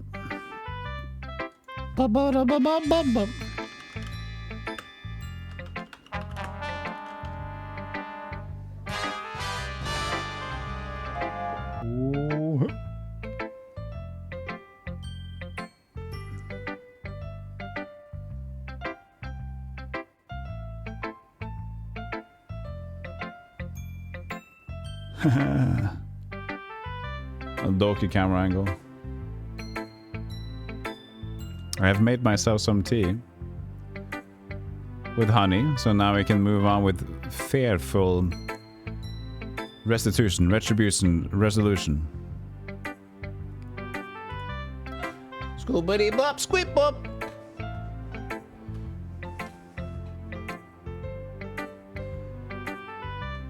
Can I?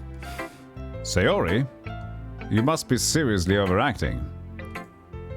Overacting or overreacting, Golem? I am overacting. Spooge. I'm not a good writer at all. I honestly have no idea what I'm doing. Well, maybe that's why. Because I have no idea what I like either. Jeez. I'm sure Yori's opinion has to be a little more constructive than this. Maybe even Natsuki's. Are you sure you don't like it just because I wrote it? Well, I'm sure that's part of it. I think I understand you better than a lot of other people, you know? So when I read your poem, it's not just a poem. It's a golem poem! And that makes it feel extra special. Like I can feel your feelings in it. Sayori hugs the sheet against her chest. You're so weird, Sayori. But I'm not very good at figuring out if poems are good or bad. That's why I just go by my heart. If it makes me feel things, then it must be a good poem. I'm not sure that's exactly how it goes. Then again, I guess conveying feelings is a pretty important part of this whole thing. Kinky. Yeah, maybe.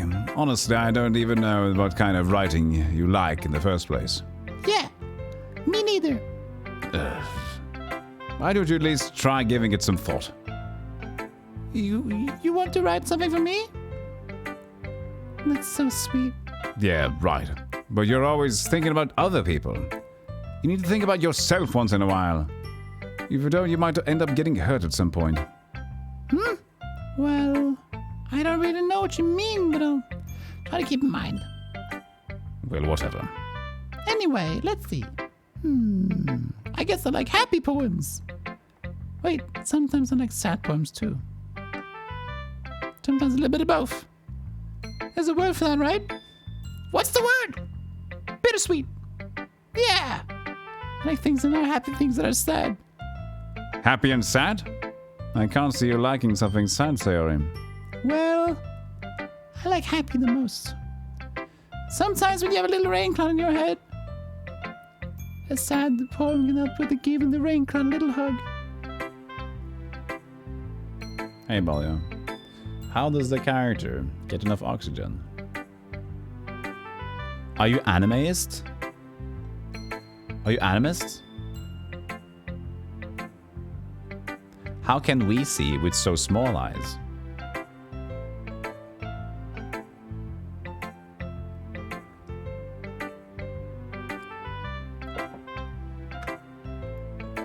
It makes a happy rainbow.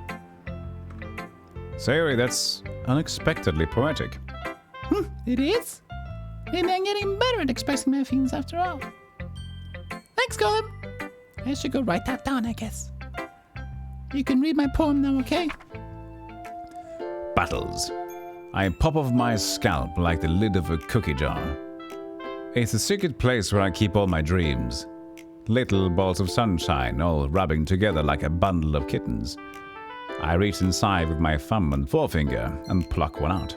It's warm and tingly. But there's no time to waste. I put it in a bottle to keep it safe. And I put the bottle on the shelf with all the other bottles. Happy thoughts, happy thoughts. Happy thoughts in bottles, all in a row. My collection makes me lots of friends. Each bottle a stylet to make amends. Sometimes my friend feels a certain way. Down comes a bottle to save the day. Night after night, more dreams, friend after friend, more bottles. Deeper and deeper my fingers go, like exploring a dark cave, discovering the secrets hiding in the nooks and crannies. Digging and digging, scraping and scraping. I blow dust off my bottle caps. It doesn't feel like time elapsed. My empty shelf could use some work. Use some more. My friends look through my locked front door. Finally, all done, I open up, and in come my friends. In they come in such a hurry. Do they want my bottles that much? I frantically pull them from the shelf, one after the other, holding them out to each and every friend, each and every bottle. But every time I let one go, it shatters against the tile between my feet. Happy thoughts, happy thoughts, happy thoughts in shards all over the floor. They were supposed to be for my friends who aren't smiling. They're all shouting, pleading, something. But all I hear is echo, echo, echo, echo inside my head.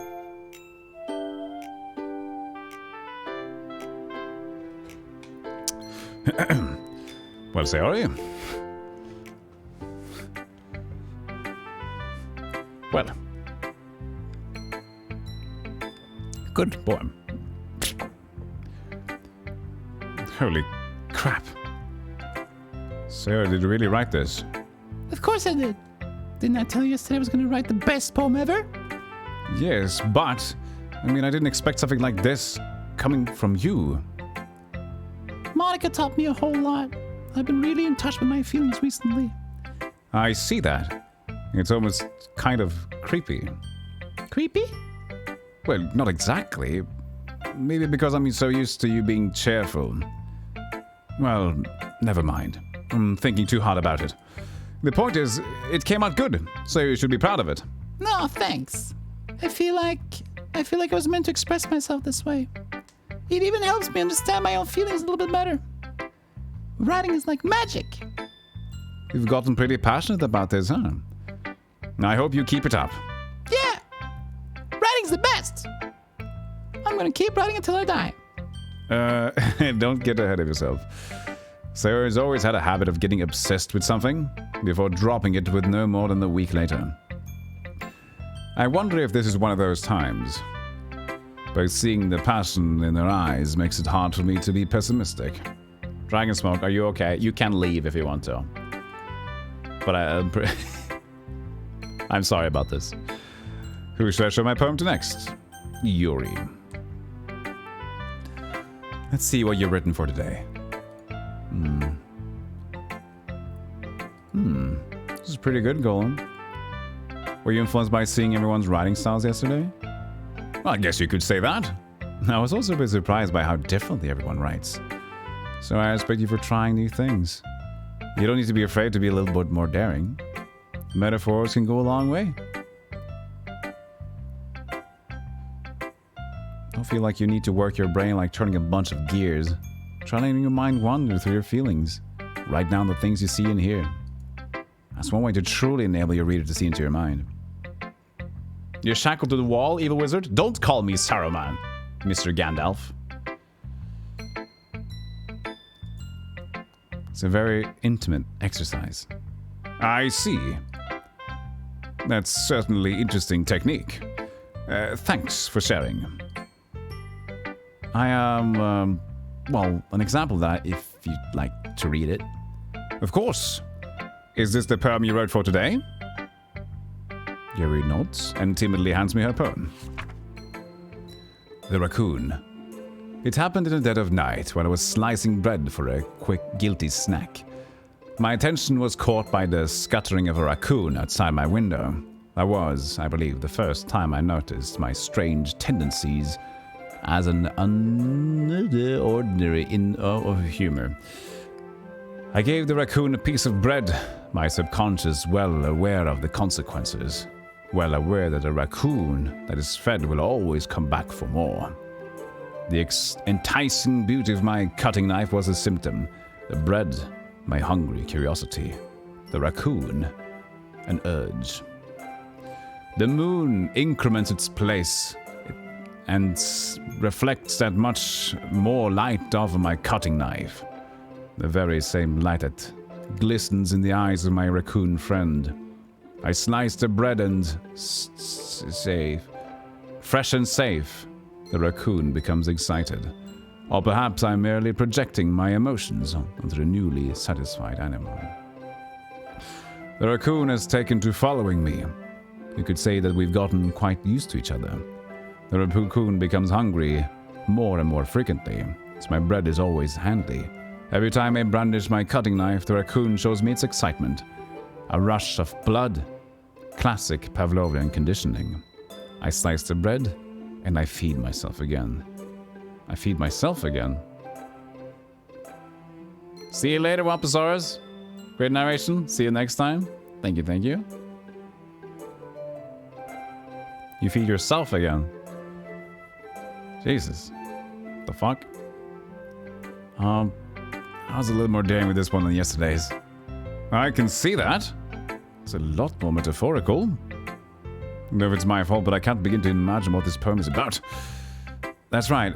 It's a bit closer to my preferred writing style, using the poem as a canvas to express vivid imagery and conveying emotions through them. Yeah, if I take it at face value, then I can't even figure out what it's supposed to mean. Well, I think it's something that different people can relate to in their own way. I wanted to express the way it feels for me to... What is it? Dragon spawn? Calm down. We can deal with this. But not by throwing water at the ground. Come back after 5 p.m. We'll talk. I want to express the way it feels for me to indulge in my more unusual hobbies. It's those sort of things I'm usually forced to keep to myself. So I sometimes enjoy writing about them. Why do you keep them to yourself? But because they're embarrassing. People would make fun of me. Don't you have anything like that, Golem? Well, yeah, I guess I do. I feel like everyone has a little something like that. The best we can do is respect each other and our individualities. Even if it's difficult sometimes, and some things makes us uncomfortable. After all, if I hadn't learned to embrace my own weirdness, I probably would hate myself. I might be ranting a little bit now, but I'm glad you're a good listener. Natsuki. Well, I can admit it's better than the last one. It's nice to see that you're putting in some effort. That's good. Come to think of it, this kind of reminds me of Sayori's poem from yesterday. Oh, you think so? Yeah, well, I guess you've been friends with her so long, you might be on the same wavelength. But it never really struck me as her type. Sayori has a type all of a sudden? Well, I don't know, but honestly, how can someone so fluffy spend so much time with someone like you? It's like she's dragging around a dead weight. Ugh, that was a little unnecessary. But think of it this way. If it weren't for me, she would probably just fly away like letting go of a balloon. You could say we each take care of each other in our own way. Whatever it is, I don't get it. Oh yeah, I guess I'm supposed to show you my poem. Here. Amy likes spiders. You know what I heard about Amy? Amy likes spiders. Icky, wriggly, hairy, ugly spiders. That's why I'm not friends with her. It's spider cookie. Amy has a cute singing voice. I heard her singing my favorite love song. Every time she sang the chorus, my heart would pound to the rhythm of the words. She likes spiders, so I'm not friends with her. One time I hurt my leg really bad. Amy helped me up and took me to the nurse. I try not to let her touch me. She likes spiders, so her hands are probably gross. That's why I'm not friends with her. Amy has a lot of friends. I always see her talking to people. She probably talks about spiders. What if her friends start to like spiders too? That's why I'm not friends with her. It doesn't matter if she has other hobbies. It doesn't matter if she keeps it private. It doesn't matter if it doesn't hurt anyone. It's gross. She's gross. The world is better off without spider lovers. And I'm gonna tell everyone. Don't tell Spider Cookie.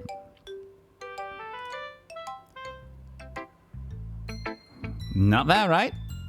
It's quite a bit longer than yesterday's. Yesterday's was way too short. I was just warming up. She's not here. She's streaming. She's busy. Well timed. I hope you didn't think that was the best I could do. No, of course not.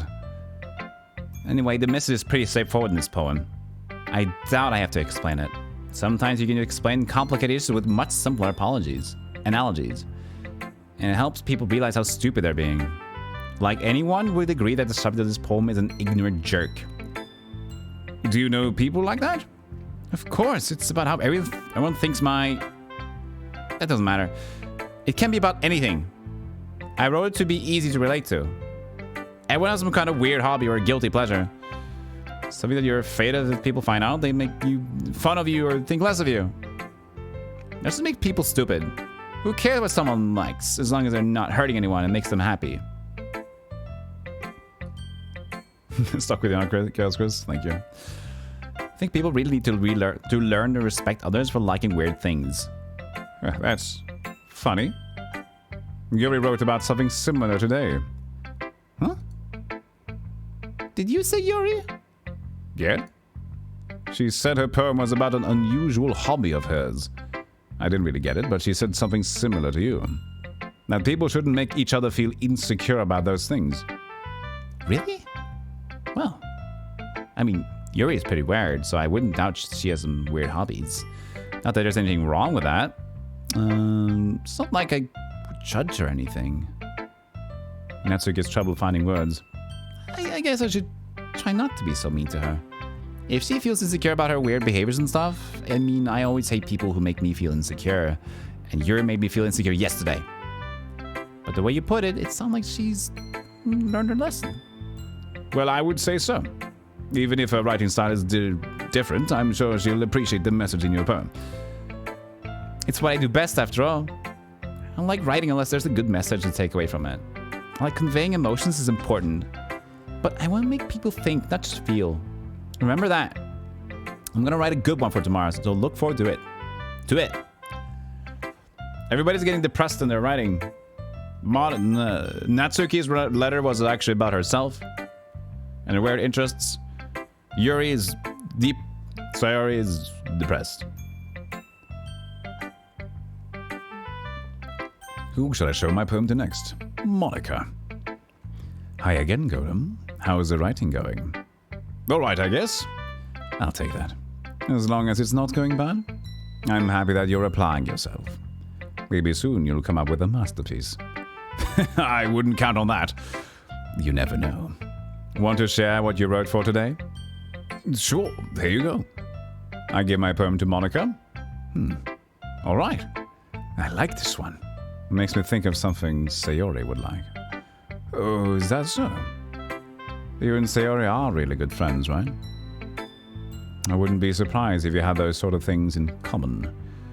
Well, we may be good friends, but Sayori and I are actually really different.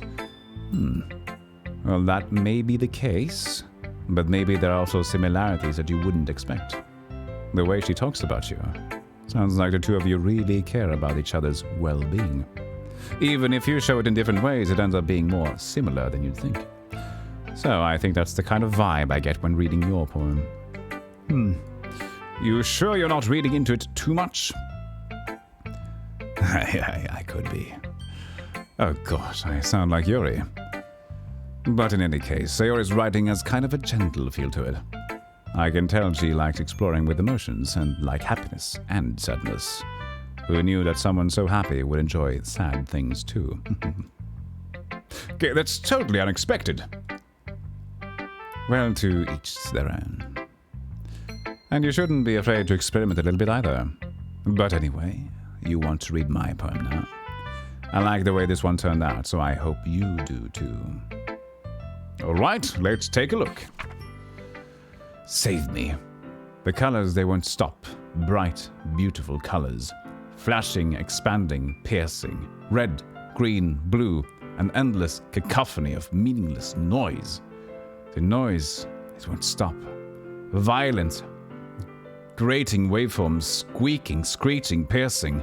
Sine, cosine, tangent. Like playing a chalkboard on a turntable. Like playing a vinyl on a pizza crust. An endless poem of meaningless. Load me. Load me? Beep, beep, beep, boop. It's even more abstract than your last one, huh? I guess it's just the way I write. I'm sorry if you don't like it. No, I never said that. It's just the kind of thing I've never really seen before, I guess. I kind of like playing with my space on the paper. Choosing where and how to space your words can totally change the mood of the poem. It's almost like magic.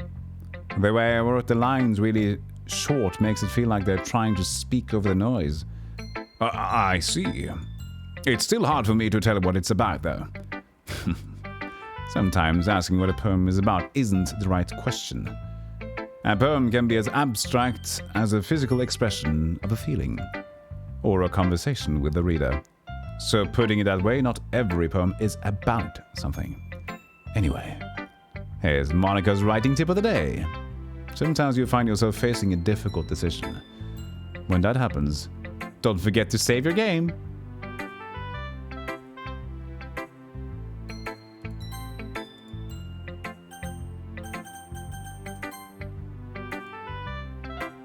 You never know when you might change your mind. Or when something unexpected may happen. Wait, is this tip even about writing? What am I even talking about? That's my advice for today. Thanks for listening. That got a bit weird. Okay, everyone. We're all done reading each other's poems, right? I have something extra planned today, so if everyone could come sit at the front of the room. Is this about the festival? Well, sort of. Ugh, do we really have to do something for the festival? It's not like we can put together anything good in just a few days. We'll just end up embarrassing ourselves instead of getting new members.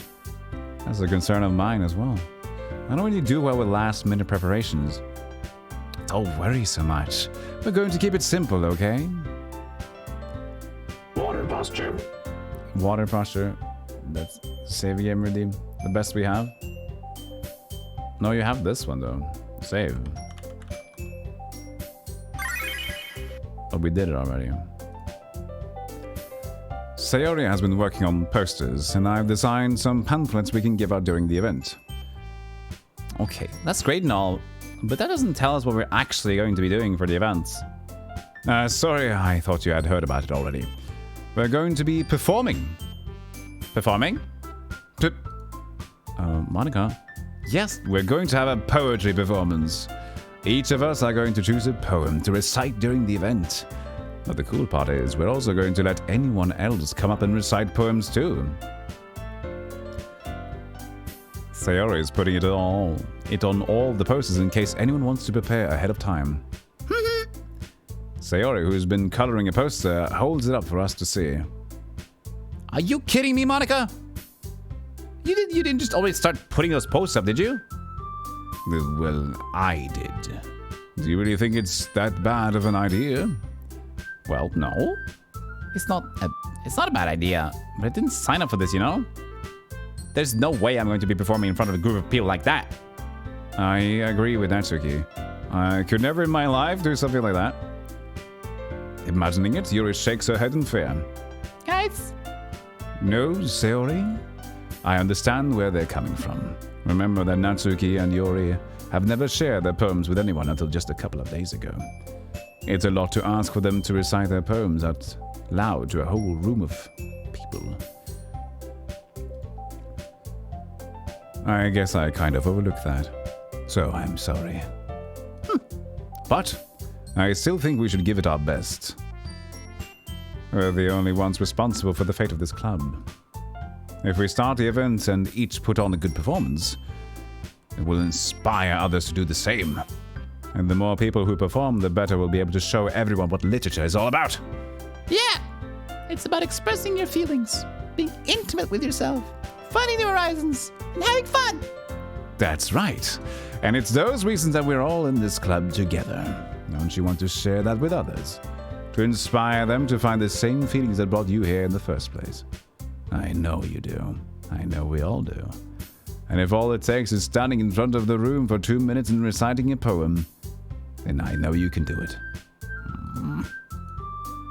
Natsuki and Yuri remain silent. Sayori looks worried. I guess that leaves me no choice. I agree. I don't think it's too much to ask. I think that Sayori and Monica have been trying really hard to get new members. The least we can do is help them out a little bit. Well, maybe, but... Looks like Say and Natsuki doesn't have any arguments left. Okay, fine. I guess I just have to get it over with. Yeah! Phew.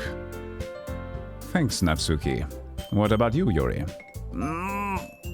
Yuri dejectedly glances around at everyone else's expectant faces. I guess I don't really have a choice. Yeah, that's everybody. You're the best, Yuri. This club is seriously going to be the death of me. Oh gosh. You'll be fine, Yuri. But anyway, let's move on to the main event. I want each of you to choose a poem of yours. We're going to practice reciting them in front of each other. No way. Monica, this is too sudden.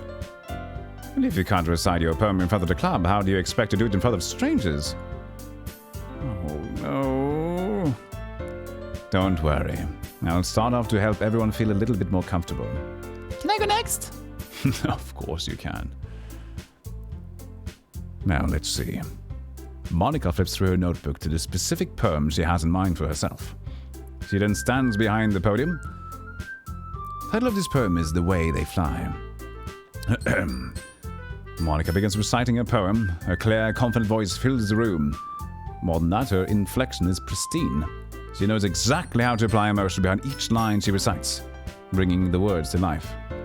Is this something she's done before, or is she simply a natural? I glance around me. Everyone has their eyes on Monica.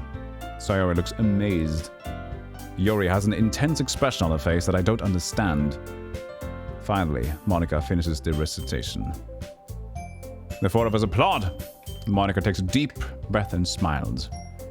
That was so good, Monica. Thank you very much. I was just hoping to set a good example.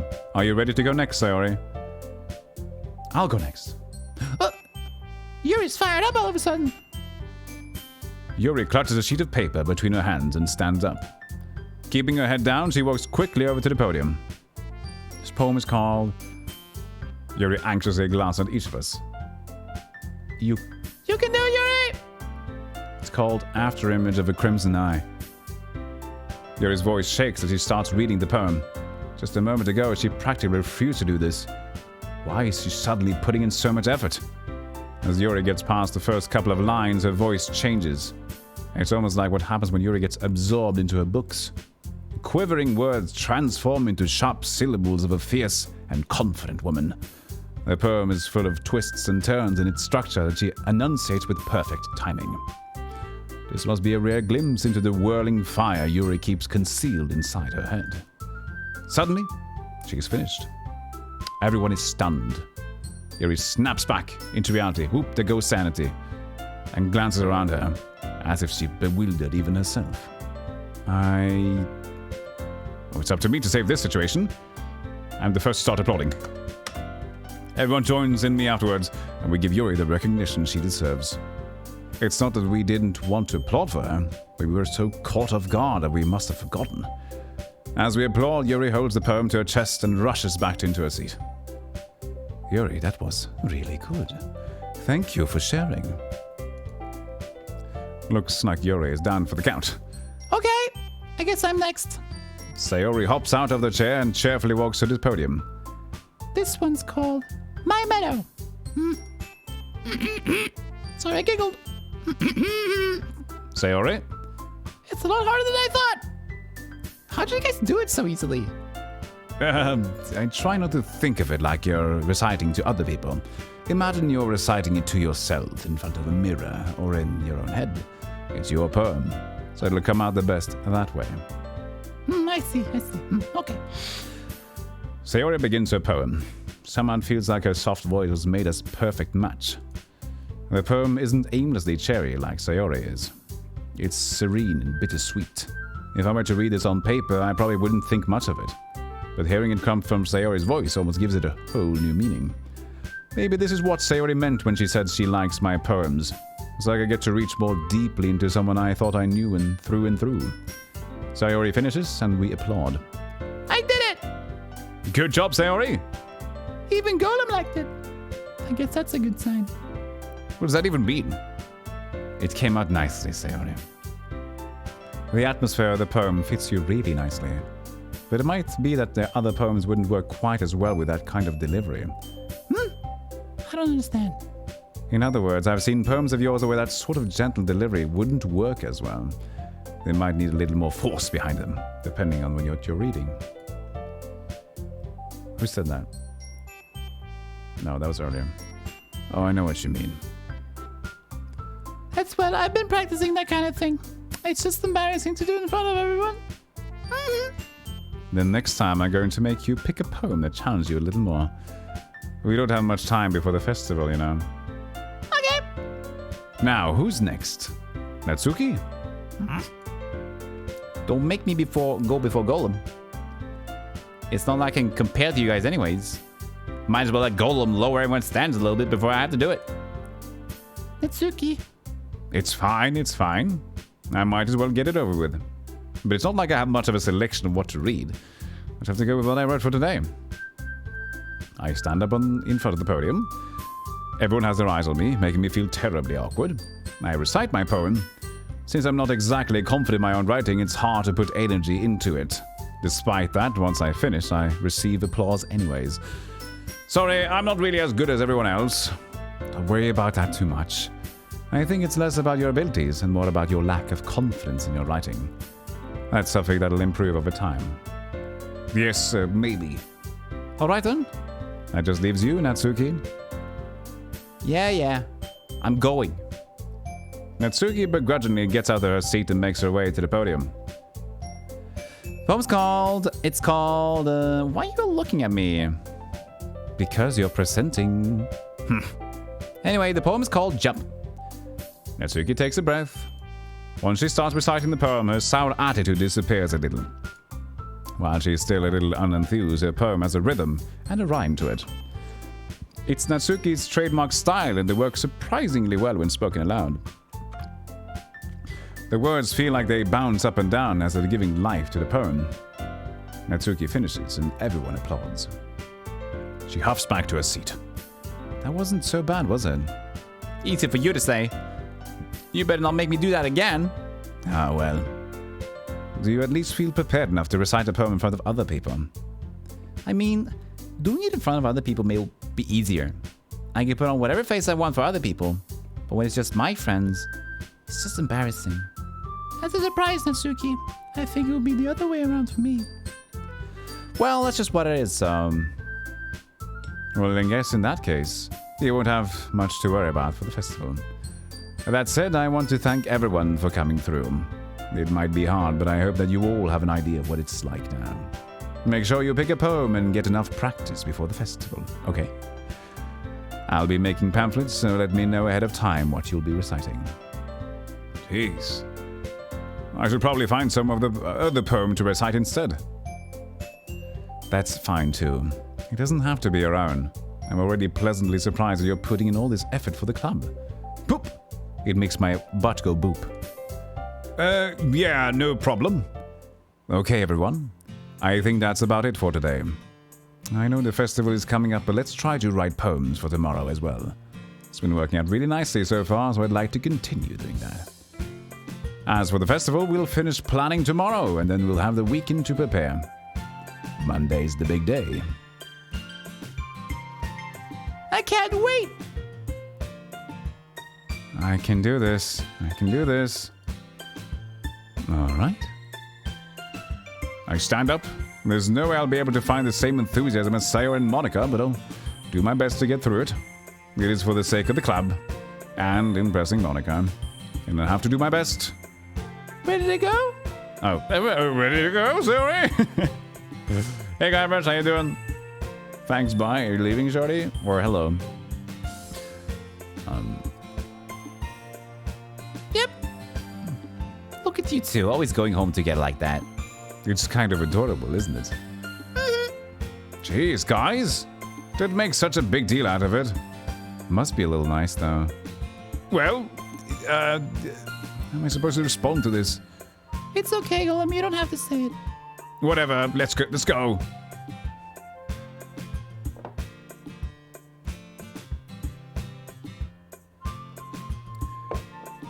I walk home with Sayori once more. Even though it's only been a few days, a lot of things have already changed. But today, Sayori is being a little quieter than usual on the way home. Hey, Sayori. Sorry, I was spacing out. No wonder. I was thinking about something from earlier. I like how we get to, Sayori fumbled with the words. So let's just say that one day Yuri has to walk home with you. Huh? What would you do? What kind of question is that?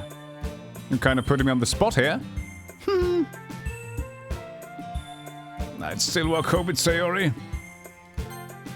Sayori? You really think I would ditch you for Yuri? But she's so beautiful and smart. Jeez. I already see you in the club every day. Besides, you always seem to really like going home together. I wouldn't just ruin that for you. You're so silly, Golem. Spin. You think about me too much sometimes. Yuri would deserve it if she wanted it, so... Sayori, I've already made up my mind. I really can't figure you out sometimes. Sorry. Besides, what's the point in speculating something that's never going to happen? The conversation trails off. It's kind of a weird thing for Sayori to care so much about, but I want to respect her and keep her happy too. Then again, the festival is only a few days away. Who knows what will happen in that time?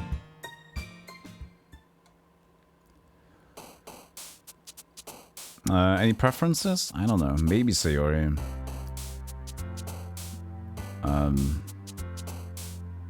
Tears. You know where this is going, huh? Tears. Jump. Oh, that's yeah. She jumps like that. Fear. Agonize. Oh, she actually. That's fine. Either them or them, though. They're kind of in the middle here. Dream. Still her. Okay. Grief. Ooh, Sayori. Love. Unstable. That's still her.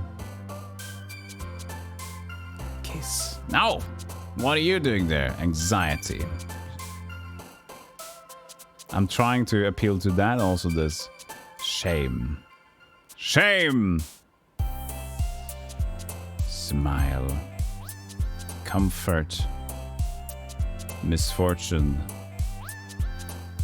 Why is every negative thing about her? Joy. Loud. Disown. That's her. Difficult word. Broken. Yay, broken. Pain. Yay, pain. Bed. Yay, bed.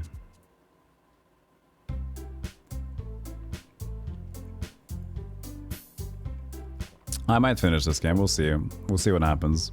It might lead into October, huh? We'll see. Oh, man. And the last one here again. Don't worry, I just walked in too. Were you practicing piano again?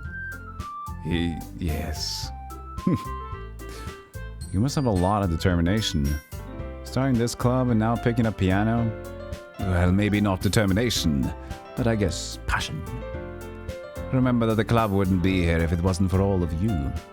And I'm super happy that you're all willing to help out for the festival too. I can't wait for the festival! It's gonna be great! Weren't you complaining about it just yesterday, Natsuki? Well, yeah. I'm not talking about our part of the festival.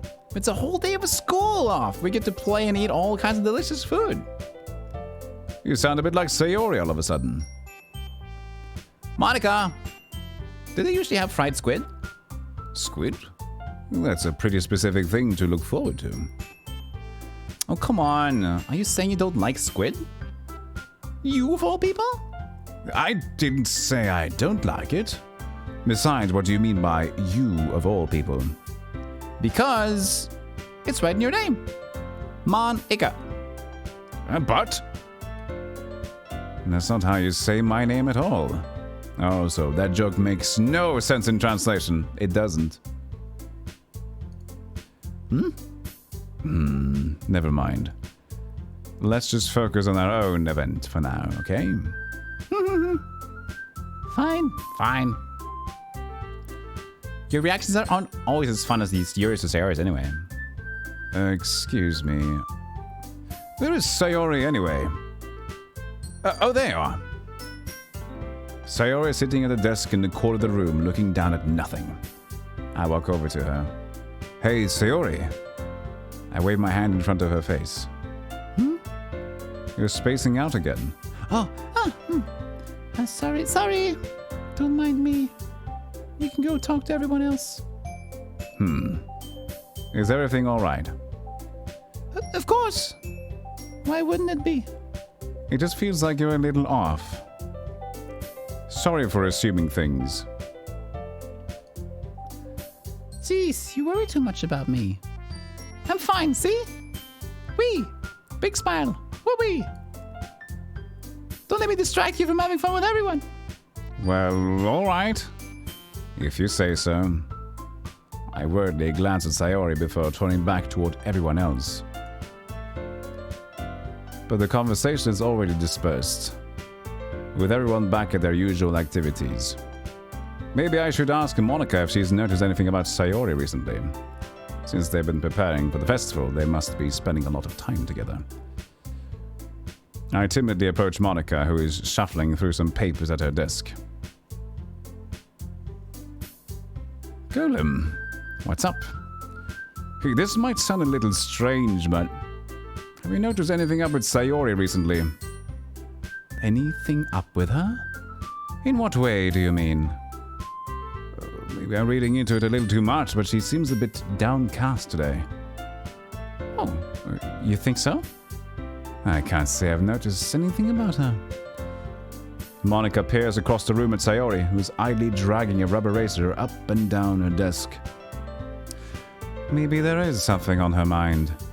But I'm surprised I'm not the one asking you, Golem. You certainly do know her a lot better than I do. Yeah, but she's never really like this. She's always talked to me about things that bothered her. But this time when I asked her, she was really dismissive. Sorry, I know it's not your problem. I just wanted to ask if you knew anything. I'll drop it now. No. It's important for me too. I mean, I'm also friends with her. And I also care about the well-being of my club members, you know? Maybe I'll try talking to her myself. Are you sure about that? She seemed like she wanted to be left alone. Are you sure? Maybe she just has a hard time bringing up it with a person of interest. Person of interest? What do you mean by that? I'm saying that maybe the thing on her mind is you, Golem. Me? How on earth would you come to that conclusion? Well, you probably shouldn't say too much, but Sayori talks about you more than anything else, you know. She's been so much happier ever since you joined the club. It's like an extra light was turned on inside of her. What? No way. Sayori's always like that. She's always been full of sunshine. It's not any different now than it's always been. You're so funny, Golem. Have you thought that maybe you've always seen her as so cheerful? Because that's just how she is when she's around you. I said too much. I'm sorry. What do I know anyway? I didn't mean to jump to conclusions, so you should just forget about what I said. I'll try to talk to her, so try not to think about it for now. All right. Monica smiles meaningfully. I know she said to forget about it, but I already knew that I won't be able to get her words out of my head. Monica stands up from her desk and walks across the room to where Sayori is sitting.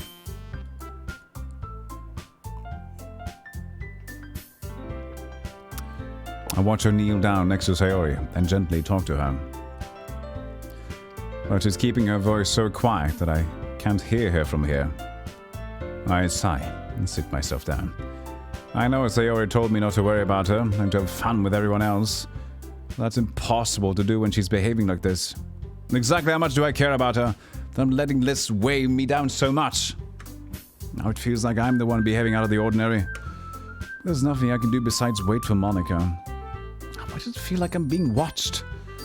I glance around the room. Suddenly I notice Yuri peering at me from over a book. She looks away, just as quickly with a flustered look on her face. I realize that she won't get anywhere like this. I've never really seen Yuri approach anyone or start a conversation at her own accord, so I have no choice but to approach her myself. By now, it's a little easier for me to do that. I stand up from my desk and sit in one next to her own. I didn't mean to bother you or anything. Relax, you didn't even do anything. But I could tell that you wanted to be alone with your thoughts. Alone with my thoughts? How were you even able to tell that I was thinking like that? Well, it's something that I do a lot. It wasn't hard for me to spot based on your posture and expression. Not that I was staring or anything. I didn't do anything creepy like that. In any case, I guess you're right. I'm sorry if I caused you any concern. Don't apologize. Your troubles are only the concern of those who willingly share in the concern. Of course, there are certainly those who find the most comfort in keeping to themselves. But if you would prefer to share what's on your mind, then I would be glad to listen. It's really not that big of a deal. I was just feeling a bit uneasy about Sayori. Sayori? Yeah, she seems a little off today, but when I asked her about it, she didn't want to admit it to me. So I can't help but wonder if something happened to her. Oh, that's quite romantic. Huh? Sorry, I didn't mean to say something stupid. It's not that I just... Oh, did I skip something? It's not that, I just didn't want you to misunderstand. Sarah and I have just been friends for a long time, that's all. I see. Then perhaps it's unusual for her to be so dismissive to you about her feelings. Or maybe I'm just really into it a little bit too much. Golem, the world is full of meaning, often hidden deep beneath plain sight. There are many untold mysteries behind every person, so no matter how well you may know them. You think that there might be something behind it after all? I think that Sayori is a very complex person. Her mannerisms on the outside don't always match what may be going on inside her head. She may not always know what she wants. I notice her strange behavior today too, and I also feel some concern for her. But in your case, it looked like she was fully occupying your thoughts, wasn't she? Well, I guess that was the case. Sayori, she really means a lot to you, doesn't she? I guess. But you don't need to put it that way. We're just good friends, that's all. Yuri suddenly looks deeply into my eyes. Her expression is gentle and curious, as she was searching for something. Embarrassed, I avert my gaze. Sometimes, persons' mysteries are untold, even to themselves. And you, as someone honest and caring, may uncover feelings you weren't aware were in you. That is, I think that she would be a very fortunate person to have you feel that way about her. Yuri, you're giving me too much credit. I'm a pretty simple guy, so I think I'm pretty good at understanding my own feelings. I'm not nearly as sophisticated as you. That's not a compliment, is it? It is what it is. Anyway, as long as we're here, why don't we do some reading? Well, as long as you're okay with it. Yeah, I should be taking my mind off this whole thing anyway. Okay, everyone. As some time passes, Monica calls out to the club room. Why don't we share our poems now? Before I know it, everything is back to normal. Everyone goes to retrieve their poems, and I do the same. I make eye contact with Monica, and she smiles at me. I wonder what she was talking about with Sayori. Sayori first. Just gals being gals. Gals being pals. Roommate vibes. This is your best one so far. It's really nice, Golem. Thanks. Sarah, you've been a little quiet today. Is everything all right? Of course, everything's fine. Maybe I'm just a little tired today. Do you want to nap or something? No, that's silly. Don't worry about me, okay? I only want to see smiles on your face. Well, all right. Hey, Golem. I'm still a little surprised. I really thought that you would writing poems like the way Yuri does. Or even Natsuki. But in the end... Yeah, I guess you're the one who likes this one the most. Why? You don't want to get close with everyone else? Wait. Of course I do. It doesn't mean I need to try so hard to impress them. I still understand you the most, Sayori. I know you have to sometimes put up with me. And I have to sometimes put up with you. But we have a wavelength, something. And this is how the poem came out. Sometimes it feels like you're the only exciting thing in my life. So sometimes it's just easier to write when thinking about you. Sayori? No. Golem, I don't deserve this. You're too nice to me. Why are you doing this? Sayori has trouble keeping her voice steady all of a sudden. If you had fun with everyone else instead, this would be so much easier. Sayori! I glance around the room to make sure nobody has noticed this. Sayori. I probably never said this before, but I don't understand what you're feeling right now. Tell me what will cheer you up. Sayori shakes her head. She sniffles and keeps her shaking her head. Finally, she gathers herself and puts on a smile. It's nothing, Golem. It's just a little rain cloud. I'm sorry you had to see that. I promise it won't happen again. Just smiles from everyone, okay? That's all that matters. Go play with everyone else. I'm gonna get home a little bit early today. Sayori. Tell Monica I wasn't feeling well, okay? I'll see you tomorrow. Before I can say anything else, Sayori cheerfully walks out of the classroom, humming to herself. Monica.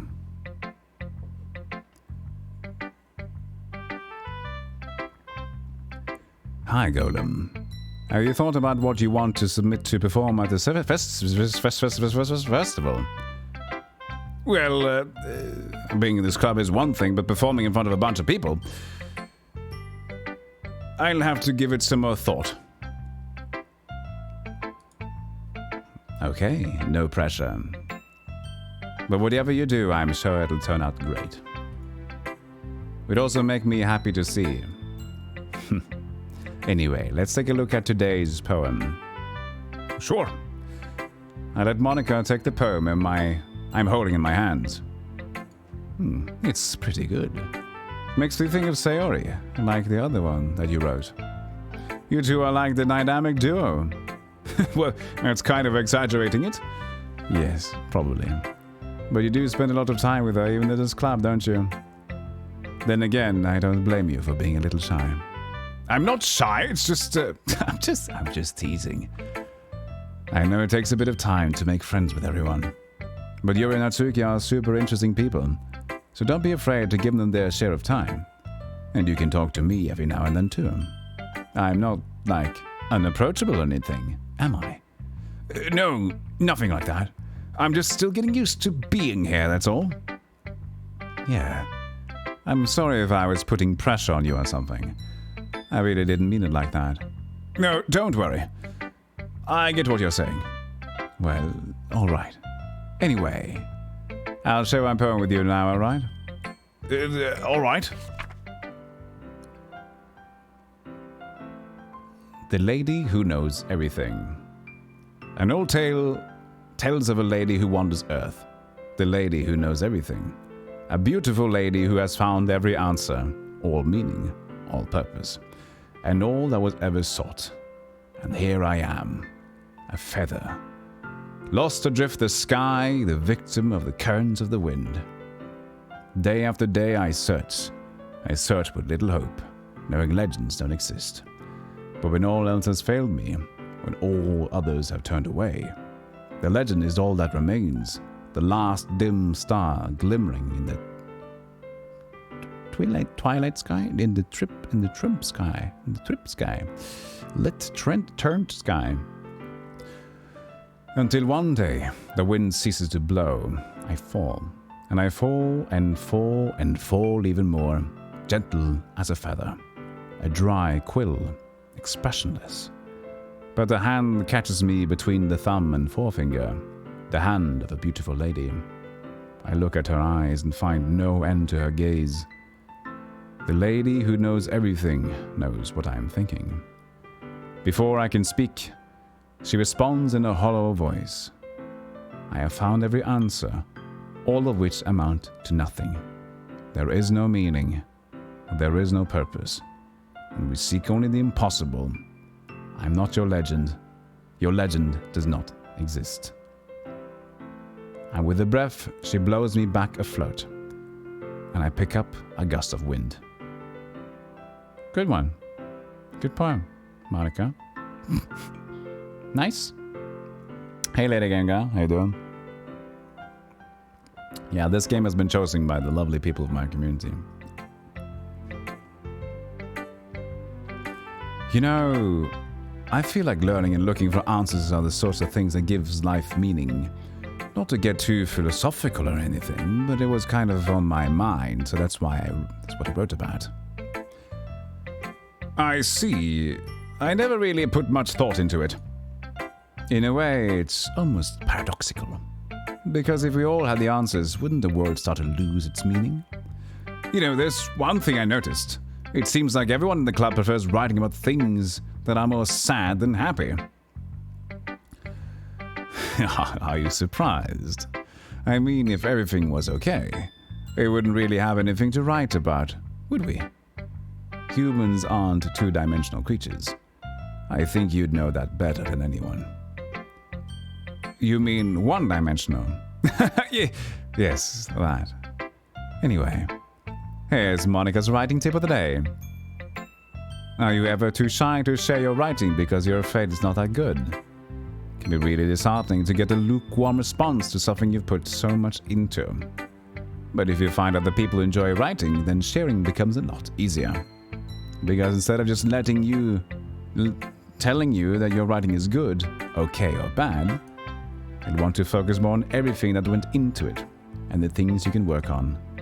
It's much more encouraging that way. It'll make you want to continue improving. It's almost like having your own little literature club, don't you think? That's my advice for today. Thanks for listening. Got all the poetry. So, the thing is, this is a hard game this is, Natsuki got bitch. Natsuki was a bitch. Sayori got the Natsuki was the bitch. Anyway, so we can continue possibly playing this one in October if people wanted to. I want to kind of show people off the cool side of this game, which is going to develop, but I am already overdue today of stuff to do. I hope you understand that. I tried to push through for longer, but I think that also that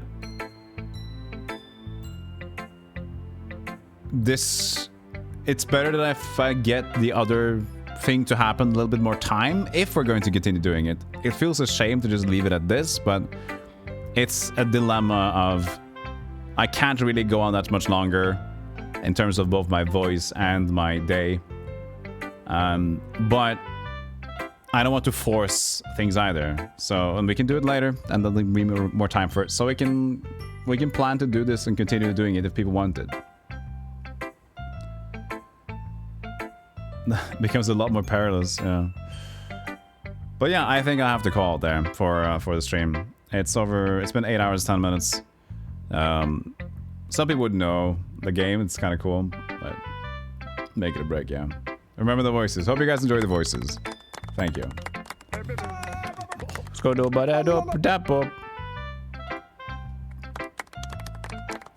Thank you. But before we end it out completely, there's other things that we have to think about. And that is tomorrow's games. So, if nothing else happens now, I'll give the timer up here. We'll give it 3 minutes from now. Lock games in 3. There you go. So if nothing changes for now, that would be the main, the last thing to finalize the list. So right now we're looking at tomorrow Shadowman, Seventh Guest, and Commander Keen, because it's tied. And also, since it's the last day, I'll be trying to do some extra stuff. I'm calling it the Silly Max, like a Cinemax, but it's a Silly Max instead. So we will. I'll try to do 3 games as we always did the last week now. But we'll see how long we can keep going by doing some extra voting. Not necessarily by subs, because it's kind of ending in that day anyway. But picking from the lists, the remaining ones, voting on the most popular ones and playing that a little bit further. Maybe 2 games like that. Maybe. So maybe 5 games tomorrow, we'll see. Depending on how much energy I got. Hopefully I got enough. Thank you for enjoying the stream though. I know it was a big jump from... we started with... Battle Realms Zen Edition, RTS. We went to Master Magic, which is kind of the same retro 4X strategy game. But now, then we went to Doki Doki Literature Club, which is a very, very different turn of events. But for those few who stuck with me, I hope you had fun. Yeah, thank you.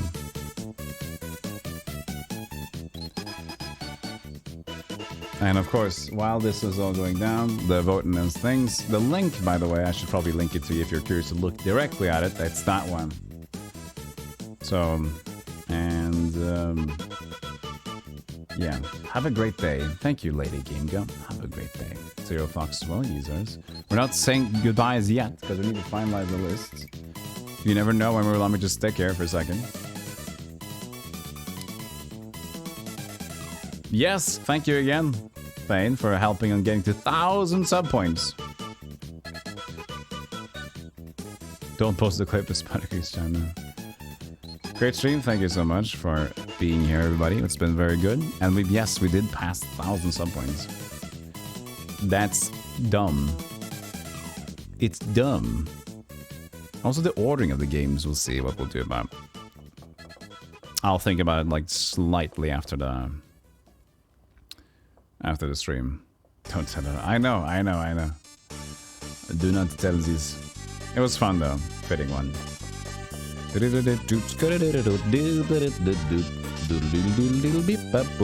10 seconds, 5 seconds. Subbing points is soon over.